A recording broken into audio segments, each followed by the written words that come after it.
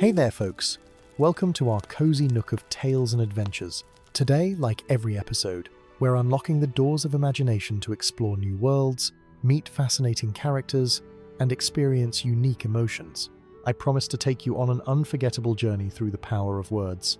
So get comfy, grab your favorite drink, snuggle into that perfect spot, and get ready to lose yourself in a new story. Leave the outside world behind for a while and dive with me into the depths of storytelling.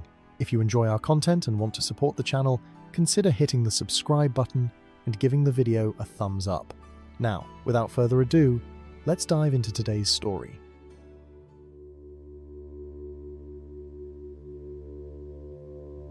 In the quiet corners of the Shire, where the Brandywine River winds its way through willow-shaded banks and the moon rises full over Hobbiton Hill, there exists a secret known only to the eldest and wisest of hobbits.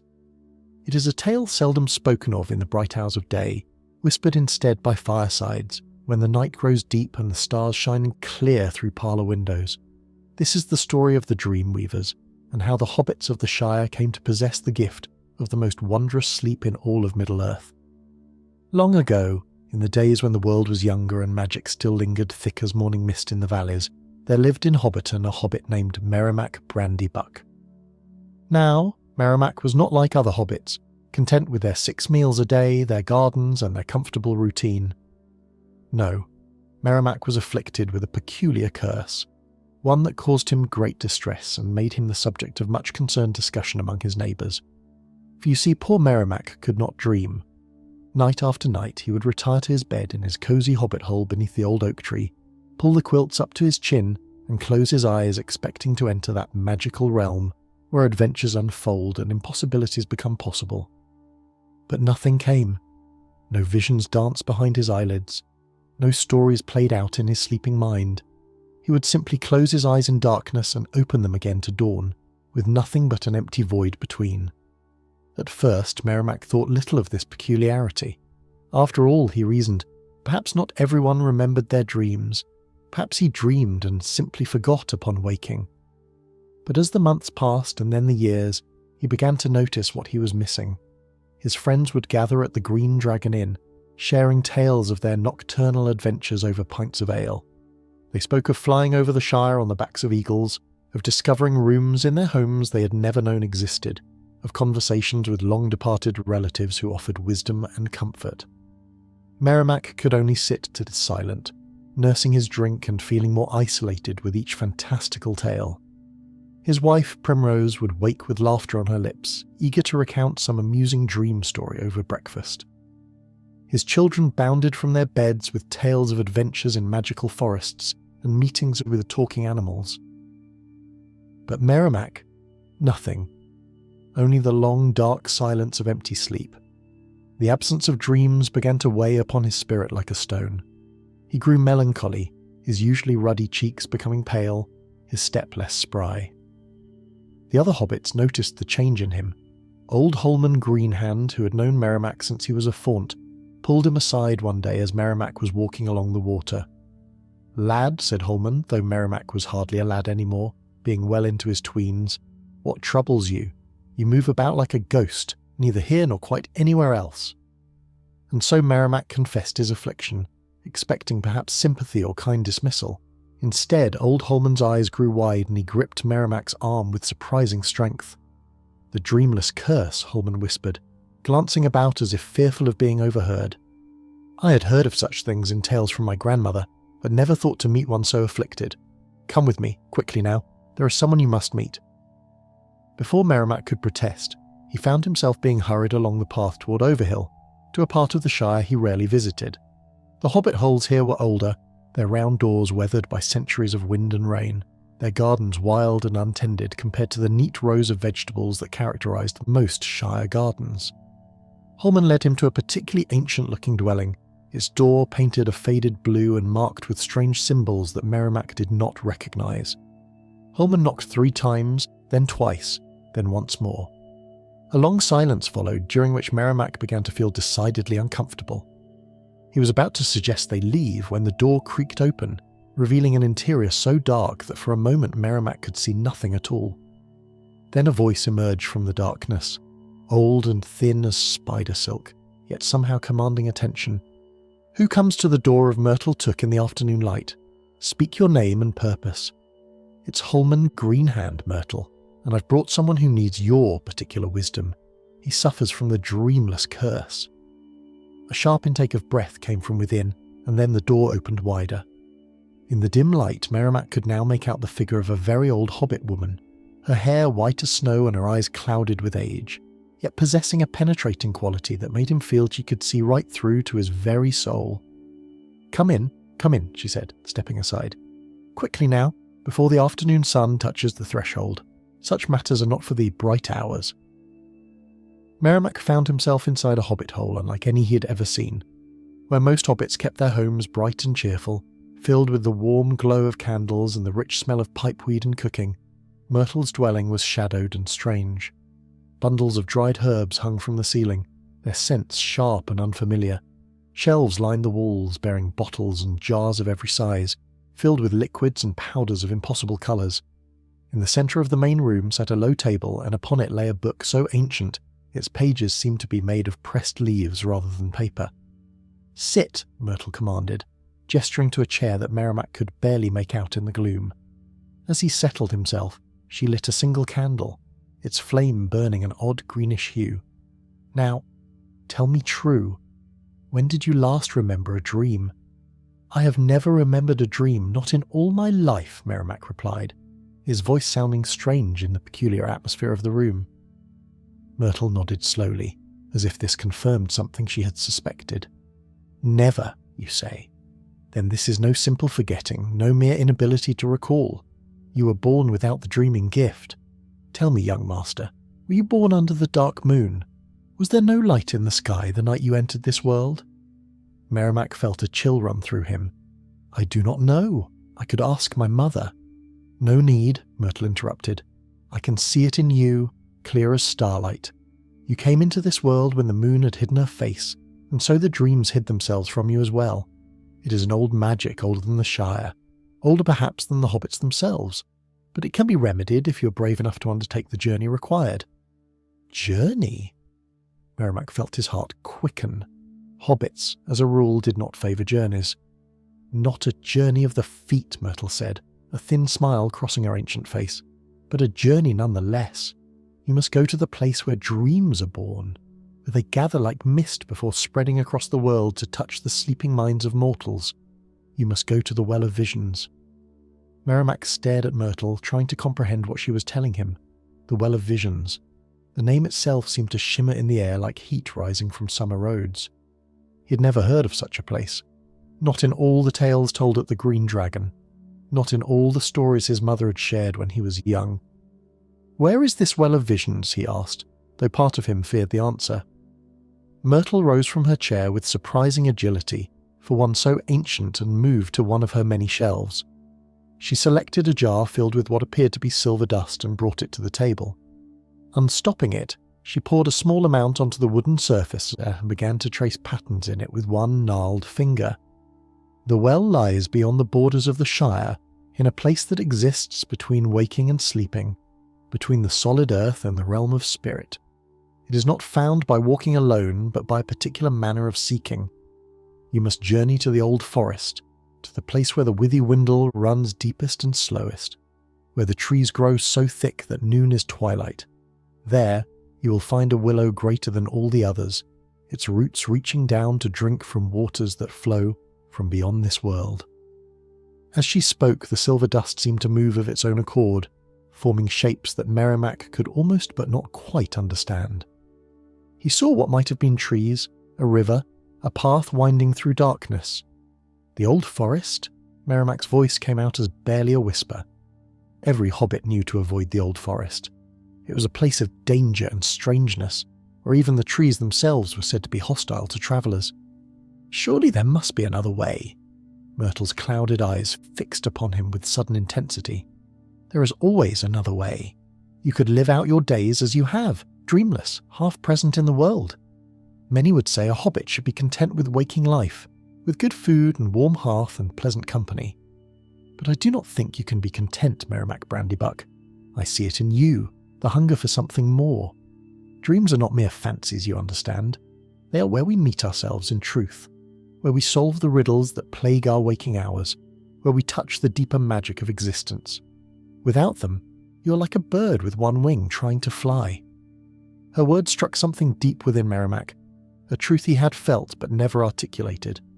He thought of all the mornings he had woken feeling empty, all the conversations he'd sat through in silence while others shared their nocturnal adventures.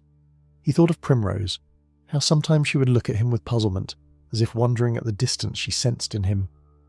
"What must I do when I reach this willow?" he asked, and in asking he knew he had committed himself to the journey. Myrtle smiled, revealing teeth that were surprisingly intact for one of her age. "You must arrive at twilight, that time between day and night when the boundaries grow thin. Stand before the great willow and call out 3 times, asking for passage to the well of visions. But you must bring an offering, something precious, something that represents what you seek. A key, perhaps, for dreams are doorways, or a mirror, for they show us truth. Choose wisely, for the guardians of the well judge not the value of the gift, but the sincerity of the giver." She moved to another shelf and selected a small pouch made of cloth so old it might have been woven in the elder days. "Take this. When you reach the well, you will need it. Inside are seeds of the silver flower, which grows only in the dreaming realm. Plant 1 seed beside the well, and it will bloom instantly, opening a path for you to return home. Without it, you might wander forever in that place between worlds." Merrimack took the pouch with trembling fingers. It weighed almost nothing, yet felt somehow heavy with importance. "How will I know the well when I see it?" "You will know," Myrtle said simply. "Dreams recognize those who are meant to find them. But hear me well, young master. The journey will not be easy. The old forest does not welcome hobbits, and the path to the well is guarded by trials. You may see things that frighten you, face truths about yourself that are uncomfortable. And when you reach the well and drink from its waters, you will receive not just the gift of dreaming, but all that comes with it. For dreams are not always pleasant. Nightmares too will find you, and visions that disturb as much as they delight. Do you accept this?" Merrimack thought of the empty night stretching before him, the hollow feeling that had become his constant companion. Then he thought of the possibility of finally understanding what others had spoke of perhaps dreaming of his father, who had passed 3 years prior, of experiencing the wonder and mystery that seemed to touch everyone but him. "I accept," he said firmly. "Then go home and prepare. You will need provisions for 3 days, though the journey itself takes no fixed time. Tell your wife you are visiting relatives in Buckland. The fewer who know your true purpose, the better. Dreams are jealous of their secrets. Leave tomorrow at dawn, and may fortune favour you."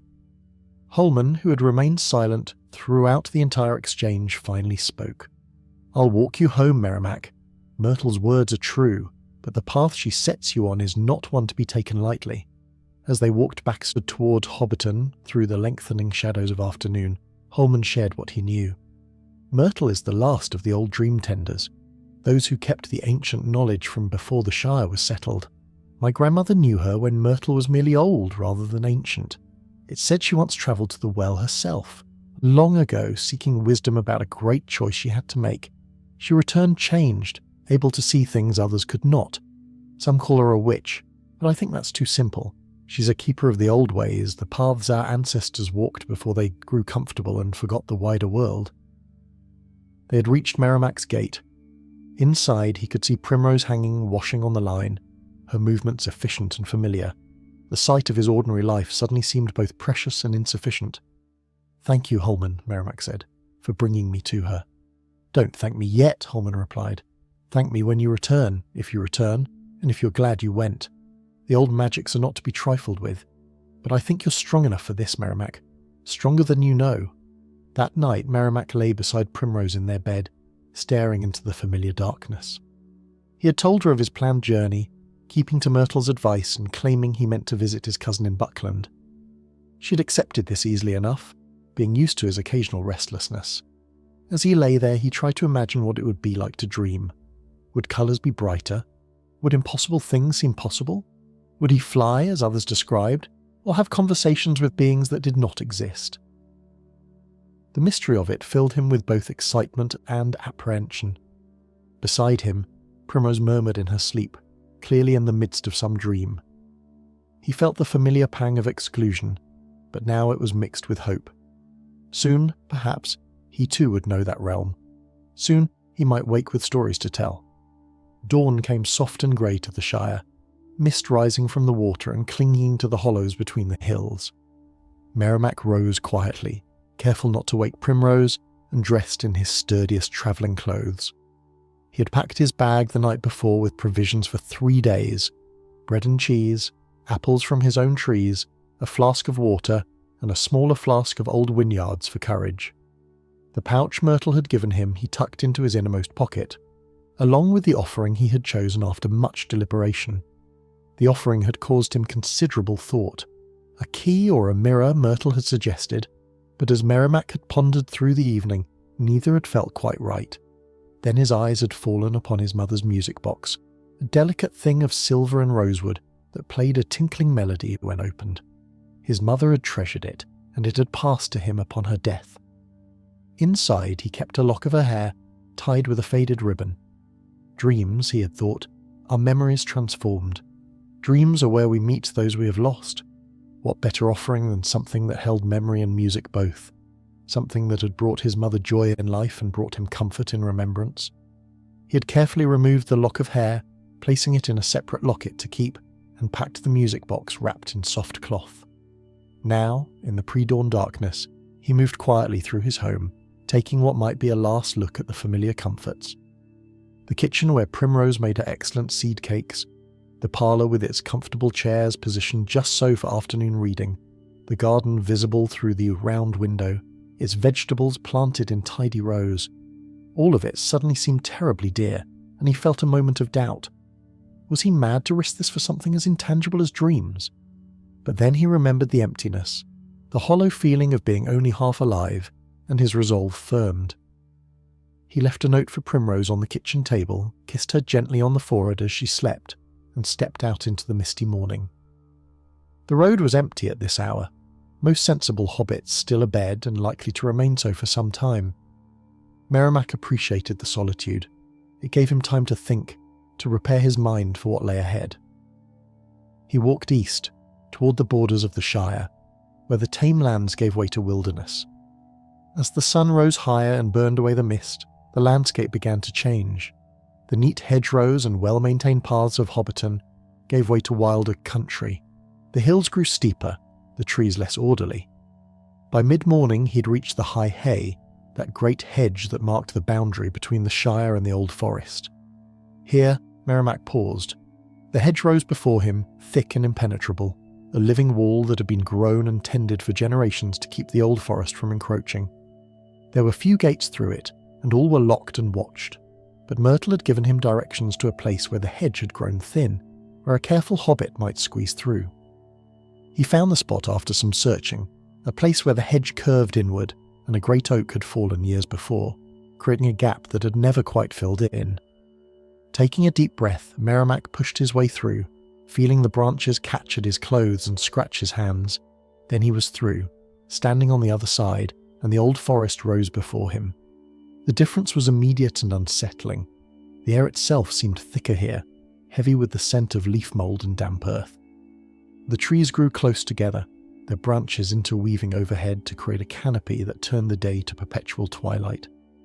No birds sang in these woods. The silence was profound and somehow watchful, as if the forest itself was aware of his presence. Merrimack felt his courage waver. Every instinct told him to turn back, to retreat to the safety of the Shire. But he thought of Myrtle's words, of the well of visions waiting somewhere in this green darkness, and forced himself forward. The path, such as it was, wound between the trees in ways that seemed almost deliberately confusing. Merrimack tried to keep his bearings, to remember that he needed to find the Withywindle and follow it to its deepest, slowest point. But the forest seemed to have other ideas. The path would fork without warning or seem to double back on itself. Roots rose from the earth to trip unwary feet. Branches hung low, forcing him to duck and weave. Time became strange in the Old Forest. Merrimack could not tell if he had been walking for hours or mere minutes. The unchanging twilight beneath the trees gave no clue to the sun's position. He paused to eat some bread and cheese, more to mark the passage of time than from actual hunger, and pressed on. It was then that he began to hear the singing. At first he thought it was the wind in the branches, but there was no wind in this still heavy air.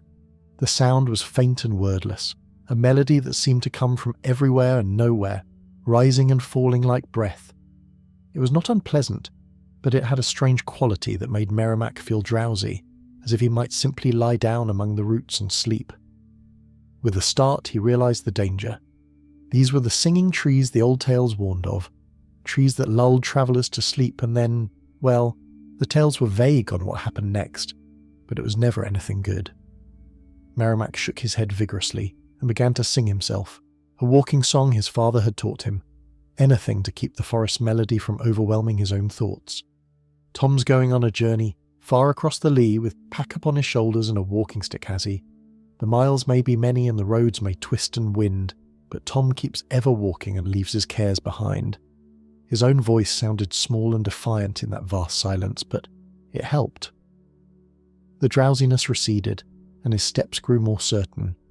He sang verse after verse, making up new words when he forgot the old ones, anything to maintain the sound.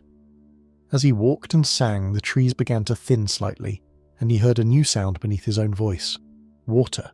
Running water. Hope surged in his chest. The Withy-Windle. It had to be. He pushed through a final tangle of undergrowth and found himself standing on the bank of a river. The water ran dark and slow between banks thick with reeds and hanging willows. The trees here were different from the others in the forest. Where the singing trees had felt malevolent, these willows seemed merely ancient and indifferent, their trailing branches creating curtains of green that touched the water's surface. Merrimack consulted his memory of Myrtle's instructions. Follow the river to where it runs deepest and slowest. Find the greatest willow. That was where the way to the well would open. He began to walk along the bank, moving downstream, watching the river's flow. The afternoon was waning now. He could tell by the quality of light filtering through this canopy, which had shifted from grey to golden. Twilight was approaching, that between time when he needed to call for passage. But which willow? There were dozens lining the bank, all ancient, all massive. Then he rounded a bend in the river and stopped short. Before him stood a willow that dwarfed all the others, its trunk so thick that 10 hobbits, linking hands, could not have circled it. Its branches spread wide over the water, creating a great green cathedral. The river here had widened into a pool so still and dark it looked like polished obsidian, reflecting the sky and trees with perfect clarity. This was the place. Merrimack knew it with absolute certainty. This was where he would call for passage to the Well of Visions. Merrimack stood before the great willow as the light continued to fade. The transition from day to night in the old forest was not like the gentle descent of evening in the Shire, where the sun painted the western sky in shades of rose and gold before yielding to starlight. Here, darkness seemed to rise from the earth itself, seeping up from the roots and pooling in the hollows, climbing the trunks of trees until it reached the canopy and extinguished the last remnants of day. He had perhaps a quarter hour before full twilight arrived, that precious moment between worlds that Myrtle had spoken of. He used the time to prepare himself, setting down his pack and retrieving the music box from its wrappings. In the fading light, the silver inlay on its rosewood surface seemed to glow with its own faint luminescence. He opened it briefly, and the familiar tinkling melody emerged, sounding strange and foreign in this wild place. The notes seemed to hang in the air longer than they should, echoing back from the still waters of the pool.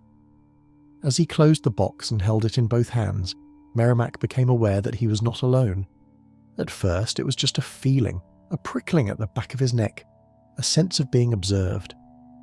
Then he saw them, shapes moving in the deepening shadows beneath the willows. They were not substantial enough to be called figures, more like suggestions of presence, darker patches within the darkness that moved with purpose and intelligence. Fear coiled in his stomach, but he held his ground. These must be the guardians Myrtle had mentioned, the watchers of the threshold between worlds. They meant him no harm, he told himself, unless he proved unworthy of passage.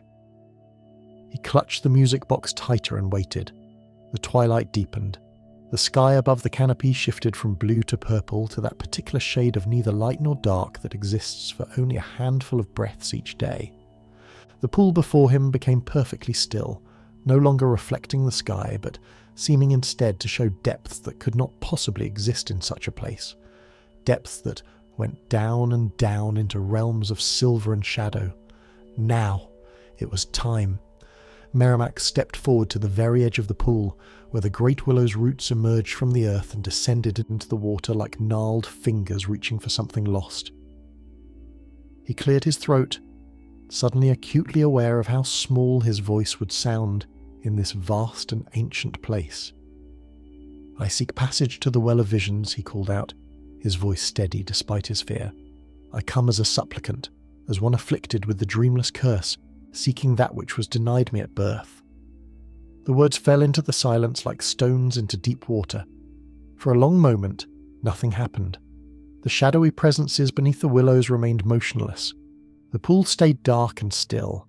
Merrimack wondered if he'd spoken incorrectly, if there were particular words or phrases he was meant to use. Then the surface of the pool began to change. Ripples spread outward from its centre. Though nothing had disturbed the water, the ripples grew into waves, gentle at first, then stronger, until the pool was churning as if stirred by some great hand beneath. The willow's branches began to sway, though there was no wind, their trailing leaves sweeping the agitated water. "I seek passage to the Well of Visions," Merrimack repeated, raising his voice to be heard over the sound of the water. "I bring an offering given in sincerity and hope." He held up the music box, and as he did, its surface caught the last light of day and blazed suddenly bright, a beacon in the gathering dark. The moment the light flared, everything stopped. The water became instantly still. The willow's branches froze in mid-sway. Even the air seemed to hold its breath. A voice emerged from the pool, from the willow, from the very earth itself. It was not one voice, but many, speaking in perfect unison, neither male nor female, neither young nor old. It was the sound of wind through leaves and water over stones, and the creaking of ancient wood and the whisper of dreams themselves. "Thrice must you call, seeker of visions. Thrice must you state your purpose. Only then may passage be granted or denied." Understanding flooded through Merrimack. 3 times. He must call 3 times. Drawing a deep breath, he spoke again, putting all his longing, all his years of empty nights, all his desperate hope into the words. "I seek passage to the Well of Visions. I am Merrimack Brandybuck of Hobbiton, born under the dark moon, and I have lived all my days without dreams. I've walked in shadow while others walked in wonder. I've been half present in the world, unable to touch that realm where truth and imagination meet. I bring this offering, my mother's treasure, a thing of music and memory, for dreams are both. Grant me passage, I beg, that I might be made whole." The voices from the pool responded immediately, their tone unchanged, as implacable as the turning of seasons. "What will you give for dreams, Hobbit? What will you sacrifice? For all gifts carry a price, and the greater the gift, the heavier the cost. Dreams will open your eyes to wonders, but also to terrors. They will show you truths you may not wish to see. They will bring you face to face with yourself, stripped of all the comfortable lies the waking world allows. Are you prepared to pay this price?" Merrimack had not expected this question, but he found the answer came easily, rising from some deep place within him that knew its own truth. "I am prepared. A life without dreams is a life half lived, a song with half its notes missing, a story with blank pages. Whatever the cost, it cannot be greater than the emptiness I carry now. I accept the price, whatever it may be." Silence fell again, deeper this time, as if the entire forest was considering his words, weighing his sincerity against some invisible scale. The shadowy presences beneath the willows drew closer, forming a circle around him. He could feel their scrutiny, their ancient wisdom examining every corner of his heart and mind. Then the voices spoke for a 3rd time, and now there was something different in their tone, something that might have been approval, or perhaps simply acknowledgement. "Then approach, Merrimack Brandybuck. Place your offering upon the water and speak your call a final time. If you are deemed worthy, the way will open. If not, you will return to your home unchanged, and the Well of Visions will be forever closed to you. Choose now. Will you proceed?" Merrimack looked down at the music box in his hands, his mother's treasure, the last physical connection he had to her. For a moment, doubt assailed him. Was he really willing to give this up? But then he remembered her face in his waking memories, always slightly faded, details lost to time. In dreams, others told him, the dead returned vivid and whole. In dreams, conversations could be finished, comfort could be given and received. If he could dream of her, truly dream of her, would that not be worth any price? "I will proceed," he said firmly. He stepped to the very edge of the pool and knelt, placing the music box gently on the surface of the water. It did not sink. Instead, it rested upon the surface as if upon solid ground, its silver inlay glowing brighter now, illuminating the dark water from above. Rising to his feet, Merrimack spoke for the third and final time, his voice clear and strong, carrying across the pool and into the depths of the forest beyond. "I seek passage to the Well of Visions. I am Merrimack Brandybuck, dreamless since birth, and I have come to claim what was denied me. I bring this offering freely, with love and hope. I accept whatever cost the dreams may carry. Open the way, I ask of you. Let me pass into that realm where visions are born and dreams take flight. Let me be made whole at last." The final words had barely left his lips when the world transformed. The music box upon the water began to play, its melody rising into the air, but changed now, somehow vaster and more profound than its simple mechanism should allow. The notes became visible, shimmering threads of silver light that spiraled upward from the box and wove themselves into patterns of incredible complexity. The pool itself began to glow from within, not with reflected light, but with its own radiance, as if somewhere in its impossible depths a door had opened onto a realm of pure luminescence. The water rose in a column, a pillar of liquid light that climbed toward the darkening sky, and within it Merrimack could see images forming and dissolving, fragmentary visions that flashed past too quickly to comprehend. He saw faces, landscapes, creatures both familiar and strange. He saw hobbit holes and distant mountains, gentle Shire lanes and dark forests more ancient than the old forest itself. He saw stars that moved in patterns he did not recognize, and moons that hung in skies of impossible colours. All of it swirled within the column of water, a maelstrom of visions contained within liquid boundaries. The music grew louder, no longer the simple tinkling melody of the box, but a symphony of impossible beauty. It seemed to be calling to him, beckoning him forward. The shadowy presences that had watched from beneath the willows now moved into the light, and for the first time Merrimack could see them clearly. They were not creatures of flesh and bone, but beings woven from dream stuff itself, translucent and shimmering, their forms constantly shifting between different shapes. One moment they appeared almost hobbit-like, the next they resembled elves or dwarves or beings he had no name for. Their eyes, when they looked at him, contained depths of starlight and shadow, ancient beyond measure yet somehow eternally young. One of them extended what might have been a hand toward him, and though no words were spoken, Merrimack understood. This was his guide, his escort into the realm of visions. He had only to take that hand and step forward into the column of light. He hesitated for just a heartbeat, feeling the solid earth beneath his feet, the familiar weight of his body, the simple reality of the waking world. Then he thought of all the empty nights, all the conversations from which he had been excluded, all the wonder he had missed. He reached out and took the offered hand. The touch was like nothing he had ever experienced. It was cool as water yet warm as sunlight, solid yet insubstantial, present yet somehow distant. The moment his fingers closed around it, the world lurched and spun. The forest, the pool, the great willow, all of it dissolved like mist in morning sun, and Merrimack felt himself falling, or perhaps flying, or perhaps simply being, in a space that had no up or down, no here or there. Colours streamed past him, colours he'd never seen before and could not have named. Sounds washed over him in waves, music and voices and the whisper of countless sleeping minds.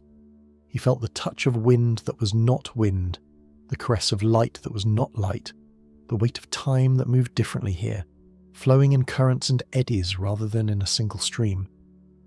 Then, as suddenly as it had begun, the sensation of movement ceased. Merrimack found himself standing on solid ground once more, though this ground was like nothing in the waking world.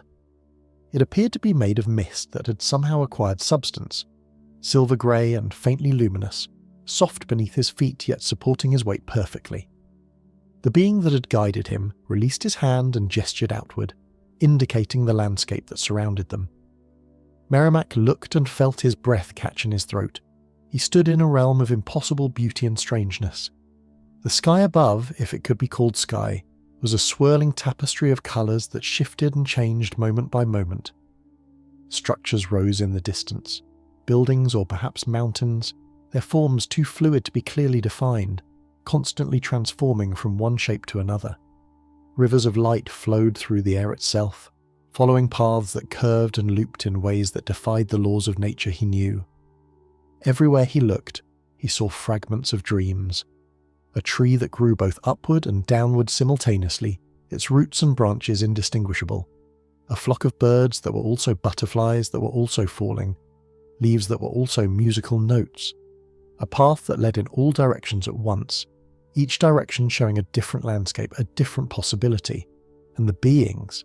So many beings moved through this realm, some solitary, others in groups, all of them woven from the same shimmering dream stuff as his guide. Some paid him no attention, absorbed in their own mysterious purposes. Others paused to regard him with curious eyes, as if a waking hobbit was a novelty in this place. His guide gestured again, and this time Merrimack understood the meaning clearly. Follow. They set off across the misty ground, and Merrimack discovered that walking here required a different manner of moving. If he tried to walk normally, he found himself sinking into the mist or bouncing upward unexpectedly.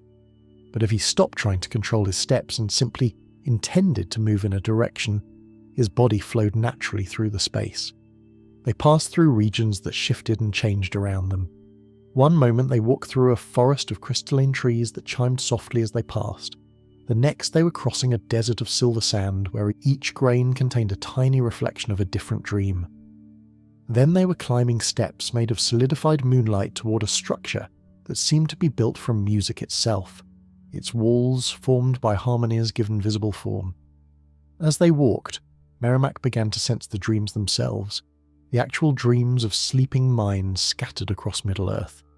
They were like threads of light in the air around him, each one a different colour and texture, each one singing its own quiet song. He saw a thread of gold that carried the dream of a child in Hobbiton, a simple happy dream of playing in fields forever green. He saw a thread of deep blue that bore the troubled sleep of an old man facing his mortality, wrestling with regrets and unfinished business. He saw threads of silver and crimson and emerald, each one a unique expression of the sleeping mind that generated it. Some threads were thick and vibrant, the dreams of those who slept deeply and easily. Others were thin and fragile, flickering like candle flames in wind, the dreams of those whose sleep was troubled or incomplete. And here and there, Merrimack saw threads that were broken or tangled, dreams that had gone wrong, nightmares that fed on fear and pain. His guide led him onward, and gradually Merrimack became aware that they were approaching something, some destination toward which all the dream threads seemed to flow. The landscape around them began to change, becoming more coherent, less fragmentary. The mist beneath their feet took on the appearance of grass, though grass that glowed softly with its own inner light.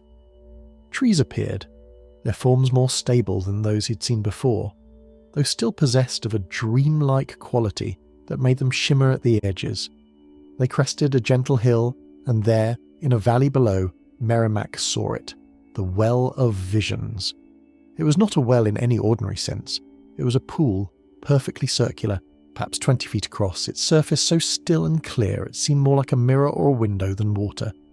Around it grew flowers of impossible beauty, their petals seeming to be made of concentrated starlight, their stems rising from soil that looked like powdered diamonds. The dream threads that filled the air all flowed toward this pool, touching its surface and sending out ripples that propagated in patterns of mathematical perfection. But it was the light that drew Merrimack's attention most powerfully. The well glowed with a radiance that was neither harsh nor dim, a pure white light that seemed to contain within it all other colours, all possibilities. Looking at it, Merrimack felt something deep within himself respond, as if a part of him that had always been dormant was suddenly awakening, stretching, reaching toward that light with desperate hunger. His guide stopped at the crest of the hill and turned to face him. For the first time it spoke, and its voice was like wind through chimes, like water over stones, like the rustle of wings in flight. There lies the well of visions, Merrimack Brandybuck. There all dreams are born, all visions take their first form before flowing out into the sleeping minds of the world. To drink from it is to open yourself to all that dreams can bring, both wonder and terror, joy and sorrow, truth and illusion. 3 trials stand between you and the well. 3 tests you must pass to prove yourself worthy. Fail any one, and you will be returned to the waking world as you came, dreamless still. Succeed, and you will drink deep of vision and carry dreams with you always. Do you accept these terms?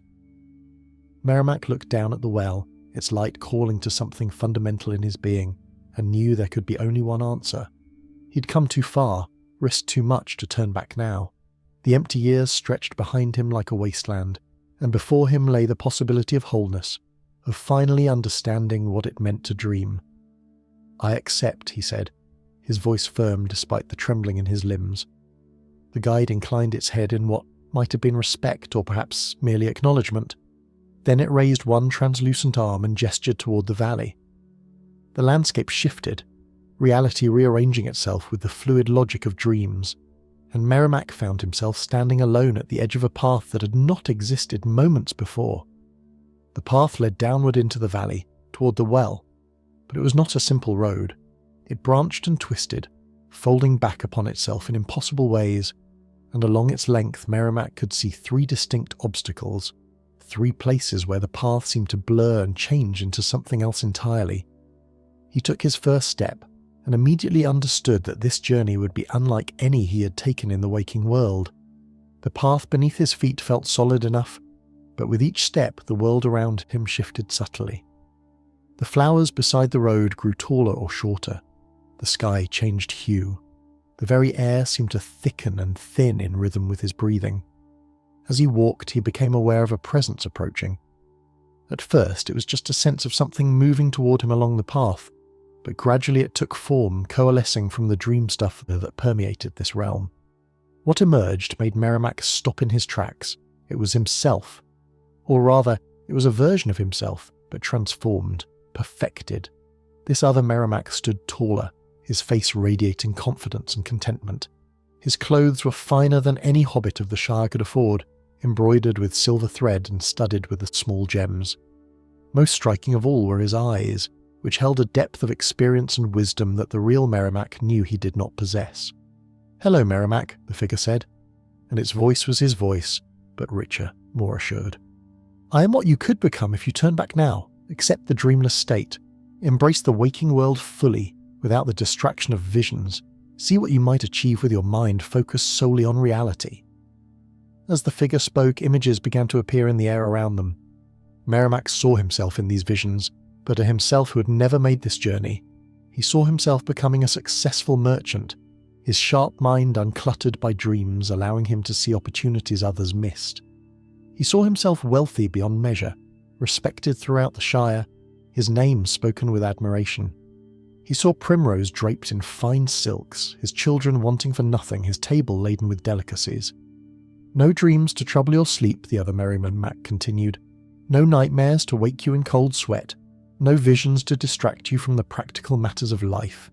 You would be focused, driven, successful. Is that not worth more than the ephemeral pleasures of dreams?" The images were seductive. Merrimack felt their pull, the temptation to accept this easier path. But even as he watched the visions of wealth and success, he noticed something missing. In none of these futures did he see himself truly happy.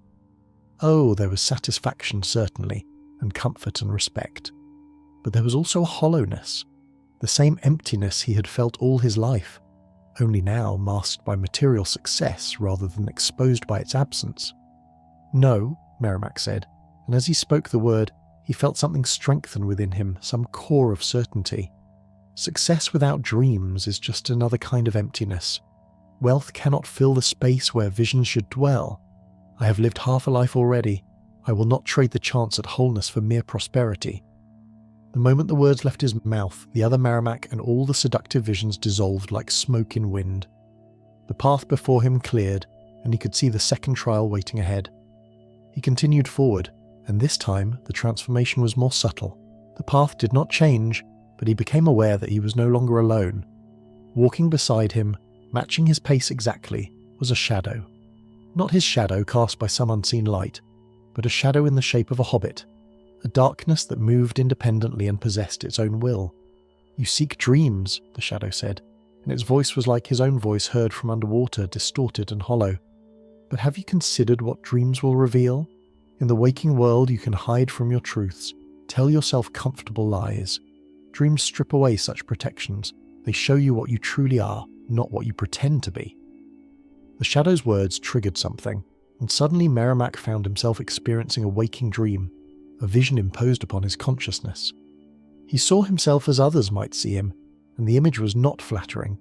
He saw his selfishness, the times he had been short with Primrose when she had done nothing to deserve it. He saw his envy of other hobbits' simple contentment, his secret belief that he was somehow special, somehow deserving of more than his neighbours.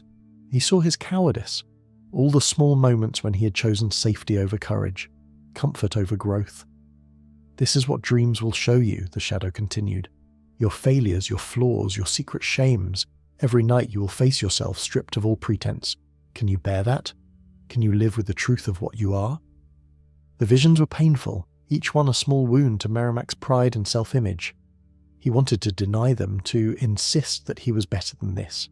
But something in the dreamlike quality of this place made lying impossible. These were truths, however uncomfortable. He had been selfish at times. He had been envious. He had been afraid. But as he looked at these truths, really looked at them, he began to see something else. Yes, he had been selfish, but he had also been generous. Yes, he had envied, but he had also celebrated others' joys. Yes, he'd been afraid, but he had also shown courage, standing here now despite his fear. He was not perfect, but he was not the monster the shadow seemed intent on revealing either. He was simply a hobbit, flawed and human, trying his best to live well. "I can bear it," Merrimack said quietly, "because the truth, however painful, is still better than the lies I have told myself. Dreams may show me my flaws, but they will also show me my strengths. They will reveal both shadow and light, and I am willing to see both." The shadow hesitated, as if uncertain how to respond to this acceptance. Then it began to fade, growing lighter and lighter, until it was no longer a shadow but simply a memory of darkness. And then not even that. 2 trials passed, 1 remained. The path led him to the edge of a chasm, a vast emptiness that split the earth from horizon to horizon. On the far side, he could see the well of visions, its light pulsing gently, so close now, yet separated from him by this uncrossable gap. There was no bridge, no ferry, no apparent way to traverse the distance. As Merrimack stood at the edge staring across the void, a new figure appeared. This one did not emerge from the dream stuff around him. Instead, it seemed to step out of his own memory, taking form from his recollections. It was his mother, looking exactly as she had in the weeks before her death, her face lined with age but still warm with love. "My dear boy," she said, and her voice was so perfectly her own that Merrimack felt tears spring to his eyes. "Why do you pursue this? I am gone, Merrimack. No amount of dreaming will bring me back. You could dream of me every night for the rest of your life, and I would still be just a dream, an illusion, a memory dressed in phantoms. Is it worth all this for something that is not real?" This was the cruelest trial yet, because it struck at the deepest reason for his quest. Yes, he wanted to dream in general, to experience that realm of wonder and possibility. But if he was honest with himself, what he wanted most was this: to see his mother again, to speak with her, to feel her presence even if only in visions. "You are right," Merrimack said, his voice thick with emotion. "Dreams are not real. They are illusions, phantoms, tricks of the sleeping mind. But they are also true in ways that reality is not. They reveal truths that waking logic cannot reach. They grant experiences that the physical world denies us. And yes, I want to dream of you. I want to hear your voice again, to receive your counsel, to feel your love. Even if it is only a dream, even if you're only a memory-given form, it is more than I have now." He stepped forward to the very edge of the chasm, looking down into depths that seemed to have no bottom. "I know you are not really here," he continued. "You're part of the trial, a test of my resolve. but that makes what I am about to say no less true. I love you, Mother.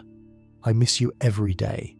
And if dreams are the only place I can find you, then I will walk in dreams gladly." The moment Merrimack spoke those words, something extraordinary happened. The figure of his mother smiled, a smile of such radiant joy that it seemed to illuminate the entire dreamscape around them. She reached out one hand toward him, and though she stood on the far side of the uncrossable chasm, her fingers touched his cheek as gently as if no distance separated them at all. "You have understood," she said softly. "Dreams are not real, but they are true. They are not life, but they give life meaning. They are not substance, but they nourish the spirit as food nourishes the body. You have passed the trials, my dear one. You have proven yourself worthy." As she spoke, she began to change. Her form became translucent, shimmering with the same quality as the dream beings who inhabited this realm. She was no longer merely his mother's image drawn from memory, but something more, something that partook of the essential nature of dreams themselves. And as she transformed, the chasm began to change as well. From its depths a bridge rose, but such a bridge as existed in no waking world. It was made of solidified light, each beam and support woven from captured moonbeams and starshine. It arched across the void with impossible grace, neither stone nor wood nor metal, but something that transcended all material substances. Where it touched the earth on either side, flowers sprang up, the same star-petalled blooms that grew around the Well of Visions. "Cross, Merrimack," his mother said, her voice already beginning to fade as the trial completed itself. "Cross and claim what you have sought, but remember always what you have learned here. Dreams have power only when balanced with waking. They illuminate truth only when we acknowledge their nature. Walk between the worlds, my son, with wisdom and care." She dissolved then, becoming mist and light, and Merrimack understood that this had indeed been part of the trial, a manifestation created to test his heart. Yet the words she'd spoken felt true nonetheless, wisdom that transcended their illusory source. He wiped the tears from his eyes and stepped onto the bridge of light. Walking across it was like walking on moonlight itself. His feet found purchase on something that had no real substance, yet held him aloft above the void. With each step, the bridge sang a note, a pure tone that resonated through his entire being. By the time he reached the halfway point, the notes had woven themselves into a melody, a song that spoke of journeys and arrivals, of seeking and finding, of loss and recovery. He did not look down into the chasm. Some instinct told him that to do so would be to risk falling, not physically but spiritually, into depths from which there might be no return. Instead, he kept his eyes fixed on the far side, on the well that pulsed with gentle radiance, calling him home to a place he'd never been. When his feet touched solid ground on the far side, the bridge dissolved behind him, its purpose fulfilled. Merrimack stood now in the garden that surrounded the Well of Visions, and up close it was even more magnificent than it had appeared from a distance. The flowers that grew here were unlike any plant that existed in the waking world.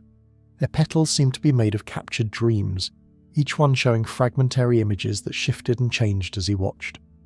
One flower showed glimpses of children playing, another showed stormy seas, a third showed mountains touching impossible skies. The soil from which they grew glittered like powdered gemstones, but when Merrimack knelt and touched it, it felt like ordinary earth, warm and alive. The contradiction did not trouble him.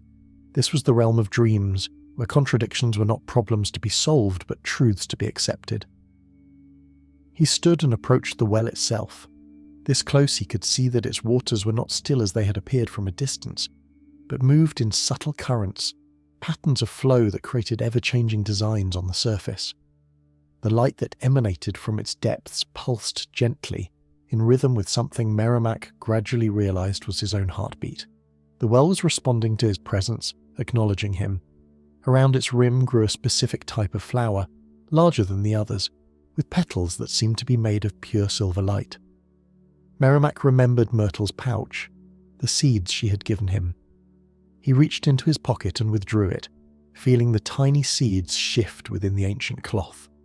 "Plant one seed beside the well," she had said, "and it will bloom instantly, opening a path for you to return home. But first, he must drink." Merrimack knelt beside the well. his reflection looking up at him from the luminous waters. Or rather, it was not quite his reflection. The face that gazed back at him was his, but transformed, showing him as he might be once dreams became part of his life. The eyes held depths they currently lacked. The expression carried a quality of wonder and mystery that was not yet present in his waking self. This was who he would become, he understood. This was the promise the well offered. He cupped his hands and dipped them into the water. It was neither warm nor cold, but exactly the temperature of his own body, as if the well and he were already one. He lifted his hands to his mouth and drank. The taste was indescribable. It was not water, exactly, though it had water's clarity and fluidity. It tasted of starlight and moonbeams, of forgotten songs and unspoken wishes, of every beautiful thing he had ever seen and every moment of joy he had ever felt. It tasted of his mother's laughter and Primrose's smile, of the Shire in springtime and the first snow of winter, of pipeweed smoke and fresh-baked bread and the scent of growing things. As the liquid touched his tongue and flowed down his throat, Merrimack felt something fundamental shift within him. It was as if a door that had been locked his entire life suddenly swung open, revealing chambers and corridors he had never known existed. The part of his mind that should have been capable of dreaming, but had remained dormant, sealed away by the circumstances of his birth, suddenly awakened. The sensation was overwhelming. Visions cascaded through his consciousness, not yet organized into coherent dreams, but raw, unfiltered images and sensations. He saw colors he had never perceived before, heard sounds that existed in no waking reality, felt emotions for which there were no names in common speech. It was too much, too vast, and for a moment Merrimack feared he would be swept away entirely, lost in the flood of visions that now poured through his newly opened inner eye. Then, gradually, the chaos began to organize itself. The visions sorted themselves into streams and currents, like waters finding their natural channels. His mind, learning for the first time how to process the language of dreams, began to make sense of what it received. The overwhelming rush slowed to a manageable flow, and Merrimack could breathe again. He opened his eyes, not realizing he'd closed them, and found himself still kneeling beside the well. But everything had changed. The dreamscape around him, which had seemed wondrous before, now revealed layers upon layers of additional meaning. He could see not just what was before him, but what might be, what could be, what existed in potential and possibility. The flowers around the well were not merely beautiful, but were nodes of dream energy, each one a gateway to different types of visions. The light from the well was not simple illumination, but carried information, stories, memories from countless dreams that had been born in these waters. Most striking of all, he could now see the dream threads clearly, the connections between this realm and the sleeping minds of the waking world. They stretched out in all directions like an impossibly complex web, each thread a living conduit through which dreams flowed from the well out to those who slumbered. And now he understood with sudden clarity one of those threads connected to him. His own dream channel had opened, and through it visions would flow for the rest of his life. Merrimack stood on shaking legs, his entire being transformed by what he'd drunk. He remembered the pouch of seeds and drew it out once more. Selecting a single seed, he pressed it into the glittering soil beside the well, just as Myrtle had instructed. The seed sprouted instantly, growing at impossible speed. A stem pushed up through the earth, leaves unfurling like flags in wind. Within seconds a flower bloomed, larger and more magnificent than any of the others in the garden. Its petals were the silver white of full moonlight, and in its centre glowed a point of golden radiance. As Merrimack watched, the flower's stem began to elongate, growing not just upward but outward, extending across the dreamscape like a bridge or a path. This was his way home, he understood. The silver flower would guide him back through the realms of dreams, back through the gateway of the Great Willow, back to the old forest and ultimately to the Shire. All he had to do was follow its gleaming path, but before he could take a step, he became aware of a presence behind him. Merrimack turned slowly, half expecting to see his guide returned, or perhaps another trial despite having supposedly passed them all. Instead, he found himself face to face with a gathering of dream beings, dozens of them, perhaps hundreds, all standing in a great circle around the well. They had materialized silently, drawn by his drinking from the sacred waters, and now they watched him with eyes that held the accumulated wisdom of ages. One stepped forward from the rest, and though its form shifted and changed like all its kind, there was something about it that suggested great age and authority. When it spoke, its voice carried the weight of countless dreams, the echo of every vision that had ever been born in this place. You have drunk from the well of visions, Merrimack Brandybuck, and received the gift that was denied you at birth. But before you return to the waking world, there are things you must understand, responsibilities you must accept. For dreams are not merely gifts to be enjoyed, they are also burdens to be carried and duties to be fulfilled. Merrimack felt a flutter of apprehension. Had there been conditions he had not known about? Requirements beyond the trials he had already passed? The dream being seemed to sense his worry and made a gesture that might have been reassuring. Do not fear, you have earned your dreams fairly, and they will not be taken from you. But you have become something rare, Merrimack Brandybuck.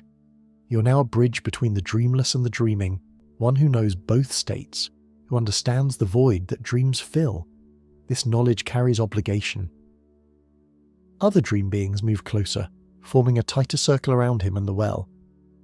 Their forms pulsed gently within a light, and Merrimack could feel the dreams they embodied, the visions they carried flowing into the sleeping world, a collective presence, ancient and patient, regarding him with something that might have been hope. There are others like you were, the speaking being continued. Not many, but they exist. Hobbits born under the dark moon, sealed away from the dreaming realm by accident of timing. Elves afflicted by trauma so deep their minds reject the healing that dreams might bring. Men and dwarves who have closed themselves off through grief or fear, or simple disbelief in anything beyond the material world. They live as you lived, half present, incomplete. Merrimack thought of the emptiness he had carried, the hollow feeling that had been his constant companion. The idea that others suffered similarly filled him with unexpected compassion. "What would you have me do?" he asked. "Remember," the dream being said simply. "Remember what it was to live without dreams. Remember the emptiness, the isolation, the sense of being forever outside looking in.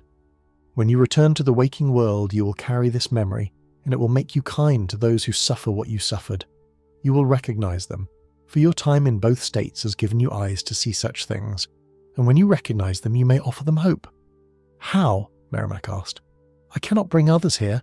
I barely found my way myself." "You cannot bring them, true, but you can teach them to find their own path. You can tell them what you learned, share what you discovered. Not everyone who seeks the well will find it, and not everyone who finds it will prove worthy, but some will, and they will be guided by the knowledge you share. In this way, the gift you received will multiply, spreading outward like ripples in still water." The dream being extended something toward Merrimack, a small object that seemed to shimmer in and out of existence. As Merrimack took it, the object solidified in his hand. It was a stone, smooth and round, shot through with veins of silver that pulsed with a gentle light. It was warm to the touch, and seemed to resonate with the same frequency as the well itself. "This is a dreamstone," the being explained, "forged in the waters of the well and imbued with its essence. Keep it with you always. It will serve 3 purposes. First, it will anchor your dreams, ensuring that no matter how far you wander in sleep, you will always find your way back to waking. Second, it will allow you to recognize others who are dreamless, for it will grow cold in their presence, mourning the absence it perceives. And third, should you encounter one who truly seeks the gift and proves worthy of direction, you may give them the stone, and it will guide them to the well as surely as if they had Myrtle's map and blessing." Merrimack closed his fingers around the stone, feeling its warmth spread through his palm and up his arm. "But if I give it away, I will lose these protections." "Yes," the dream being acknowledged, "which is why you must choose carefully. The stone may be given only once, and once given, cannot be returned. But if you choose well, if you help another find what you found, then you will have fulfilled the highest purpose of the gift you received. For the truest joy of dreams is not in having them oneself, but in sharing them, in knowing that others too can touch this realm of wonder." The other dream beings began to hum, a sound that was not quite music but contained melody nonetheless. The humming grew in intensity, and Merrimack felt the vibration of it in his bones, in his blood, in the newly awakened dream center of his mind. It was a song of blessing and farewell, of gratitude and hope. Go now, the ancient dream being said. Follow the silver flower path back to your world. Your wife waits for you, though she does not know she waits. Your home calls to you across the distances, and when you sleep tonight in your own bed, in your own hobbit hole, you will dream for the first time. What you dream we cannot say, for dreams are born of the dreamer's own heart and mind, but they will be yours, truly yours, earned and deserved and precious beyond measure. Merrimack wanted to thank them, to express his gratitude for the gift they had facilitated and the wisdom they had shared. But words seemed inadequate to the moment. Instead, he simply bowed, as deeply and respectfully as he knew how, and when he straightened, the dream beings were already beginning to fade, dissolving back into the dreamscape from which they had emerged. He turned to the path of the silver flower, which stretched before him, glowing softly in the eternal twilight of this realm.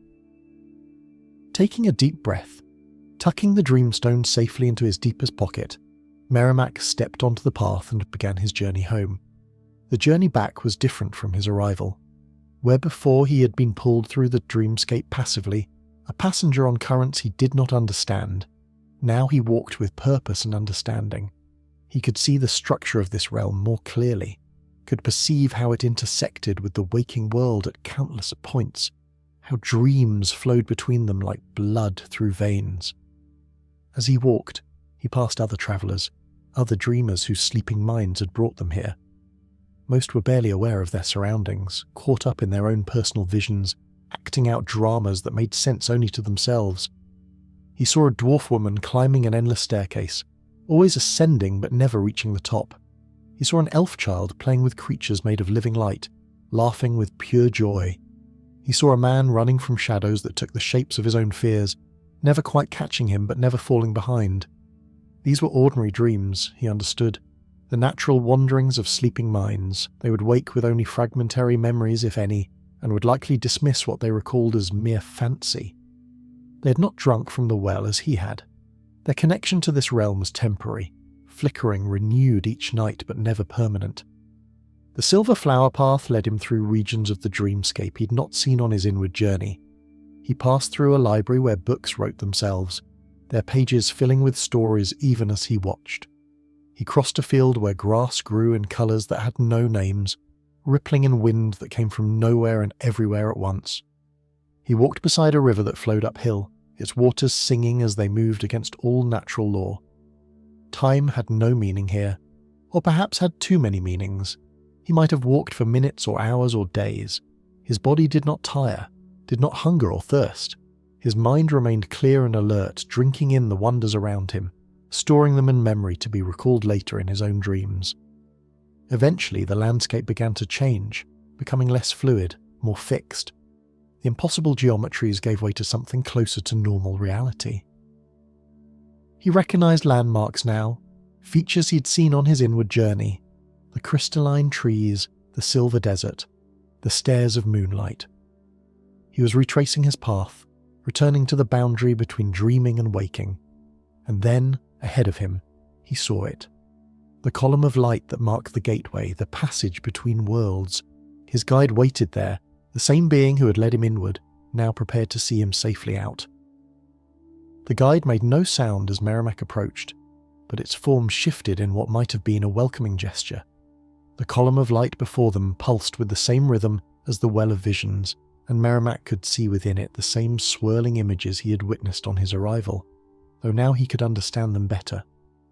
They were not random visions, but organised streams of dreams, flowing out from the well to touch sleeping minds across all of Middle-earth. "You return changed," the guide said, and though its voice held no inflection, Merrimack sensed approval in the words. "The well has accepted you, and you carry its gift within you now. Each night when you close your eyes, you will find your way back here, though you will not always remember the journey. Your dreams will draw from these waters, and through them you will touch truth and wonder in equal measure." Merrimack placed his hand over the pocket where the dreamstone rested, feeling its steady warmth. "I am grateful beyond words, for your guidance, for the well, for all of this." "Gratitude is felt, not spoken," the guide replied, "and yours is clear. Now you must return to the waking world, for your body sleeps beside the great willow, and dawn approaches in the lands of the Shire. Too long away and the connection might sever. Step into the light, Merrimack Brandybuck, and let it carry you home. Merrimack stepped forward into the column and once again felt the sensation of falling or flying or simply being in a space without dimension. But this time, he was not afraid. He understood what was happening, could feel the mechanism of the transition, even if he could not explain it in waking terms. He was travelling along the dream threads, following the silver flower path back to the place where his body waited. The journey was swift, or perhaps time simply moved differently. Colours streamed past him, and he heard the whisper of countless dreams, fragments of visions belonging to others. Then, with a gentle settling sensation, he felt weight return to his limbs, substance to his form. The dreamscape faded, and he became aware of his body once more, lying on soft moss beside dark water. He opened his eyes. Night still held the old forest in its grip, though the quality of darkness had changed. Where before it had been the deep black of midnight, now it carried the faintest suggestion of grey, the first whisper of approaching dawn. Merrimack lay beside the pool beneath the great willow, exactly where he'd knelt to call for passage. His pack rested beside him, undisturbed. The surface of the pool reflected stars, ordinary stars now, with no trace of the otherworldly radiance it held during his passage. He sat up slowly, his body stiff from lying on the ground, and realised with a start that his hand was empty. The music box, his mother's treasure that he had placed upon the water as offering, was gone. For a moment panic fluttered in his chest, but then he understood. The offering had been accepted, taken into the well itself, where it would remain as part of the eternal exchange between the waking and dreaming worlds. It was a fair trade, he thought, a music box for the gift of dreams. Merrimack rose to his feet, gathered his pack, and looked around the darkened forest. The journey home would be easier now, he felt certain. The trees seemed less menacing, the shadows less threatening. Perhaps it was because dawn approached, or perhaps the change was in him, in how he perceived the world now that dreams were part of his being. He found the path with ease, following it back through the forest with sure steps. The singing trees were silent now, or perhaps he could hear their song for what it truly was, no longer a threatening enchantment, but simply the voice of the forest itself. He sang as he walked, the same walking song he had used before, but now it felt different, more joyful, more connected to the world around him. The journey that had taken most of a day on the inward path took only a few hours to retrace. By the time he pushed his way back through the gap in the high hay and stood once more on Shire soil, the sun had fully risen, painting the eastern sky in shades of rose and gold. The familiar landscape of his home spread before him, and Merrimack felt his heart swell with affection for it. He had travelled to realms of wonder and impossibility, had drunk from waters that existed beyond mortal understanding, but this was still home, and it was precious. He walked through the morning quiet lanes of Hobbiton, past hobbit holes where his neighbours still slept, their dreams flowing from the well even as his would now.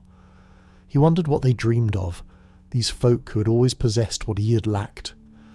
Did they treasure their dreams as they should, or had familiarity made them complacent, taking for granted the nightly wonders they experienced? His own hobbit hole came into view, smoke already rising from the chimney. Primrose would be awake then, starting the day's baking, perhaps wondering why his visit to Buckland was taking longer than expected. He quickened his pace, suddenly eager to be home, to see her face, to sit in his own chair and smoke his own pipe and simply exist in the comfortable normality of his life. Primrose looked up from her dough kneading as he came through the door, her face brightening with relief and then mild reproach. "Merrimack Brandybuck, where have you been? I expected you back yesterday evening. I was beginning to worry that you had gotten lost or fallen in with unsavoury types on the road."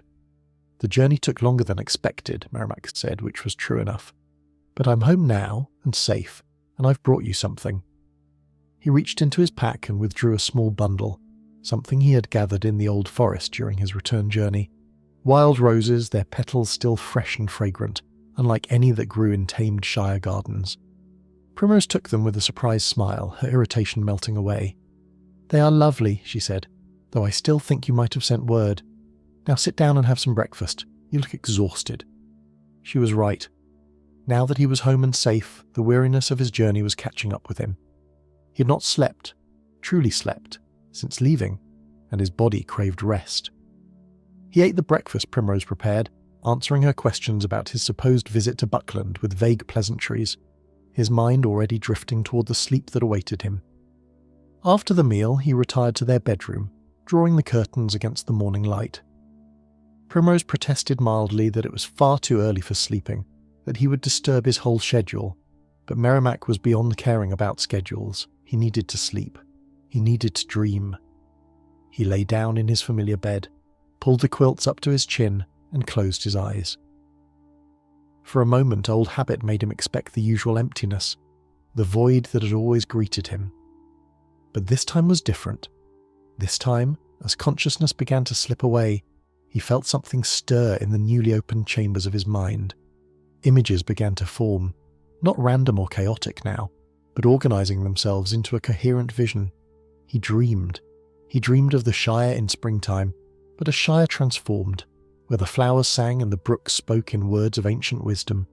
He dreamed of walking with his mother through fields of impossible beauty, hearing her laughter, feeling her hand in his. She told him she was proud of him, that his journey had been brave and necessary, and he knew with dream certainty that this was not merely his wish-given form, but something true speaking through the language of visions. He dreamed of Primrose, younger than he had ever known her, dancing in a garden made of starlight. He dreamed of his children yet unborn, playing in rooms of his hobbit hole that did not exist in waking reality, but would, somehow, someday. He dreamed of Holman Greenhand telling stories by a fire that burned in colours, and of Myrtle Took smiling her ancient smile, nodding as if to say he had done well. And beneath all these specific visions ran a deeper current, a sense of connection to something vast and eternal. He could feel the well of visions in the depths of his sleeping mind, its light pulsing gently, feeding him dreams as a mother feeds her child. He could sense the dream threads that connected him to every other sleeping being in Middle-earth, a vast web of shared visions and private wonders. The dream shifted and changed, as dreams do, moving from scene to scene with the fluid logic that exists only in sleep. He dreamed of flying over the Shire on wings he'd somehow grown, seeing his homeland from perspectives no hobbit had ever witnessed. He dreamed of diving into the Brandywine and discovering it went deeper than any map showed, down to caverns of crystal where ancient things dwelt in peaceful silence. He dreamed of his hobbit hole expanding room by room, each new chamber holding different treasures, different memories, different possibilities. Some dreams brought him joy, others stirred old sorrows, bringing him face to face with regrets and lost opportunities. But even these painful visions held a strange beauty, a truth that felt cleansing rather than merely hurtful. He understood now what the dream being had meant about burdens and gifts being intertwined.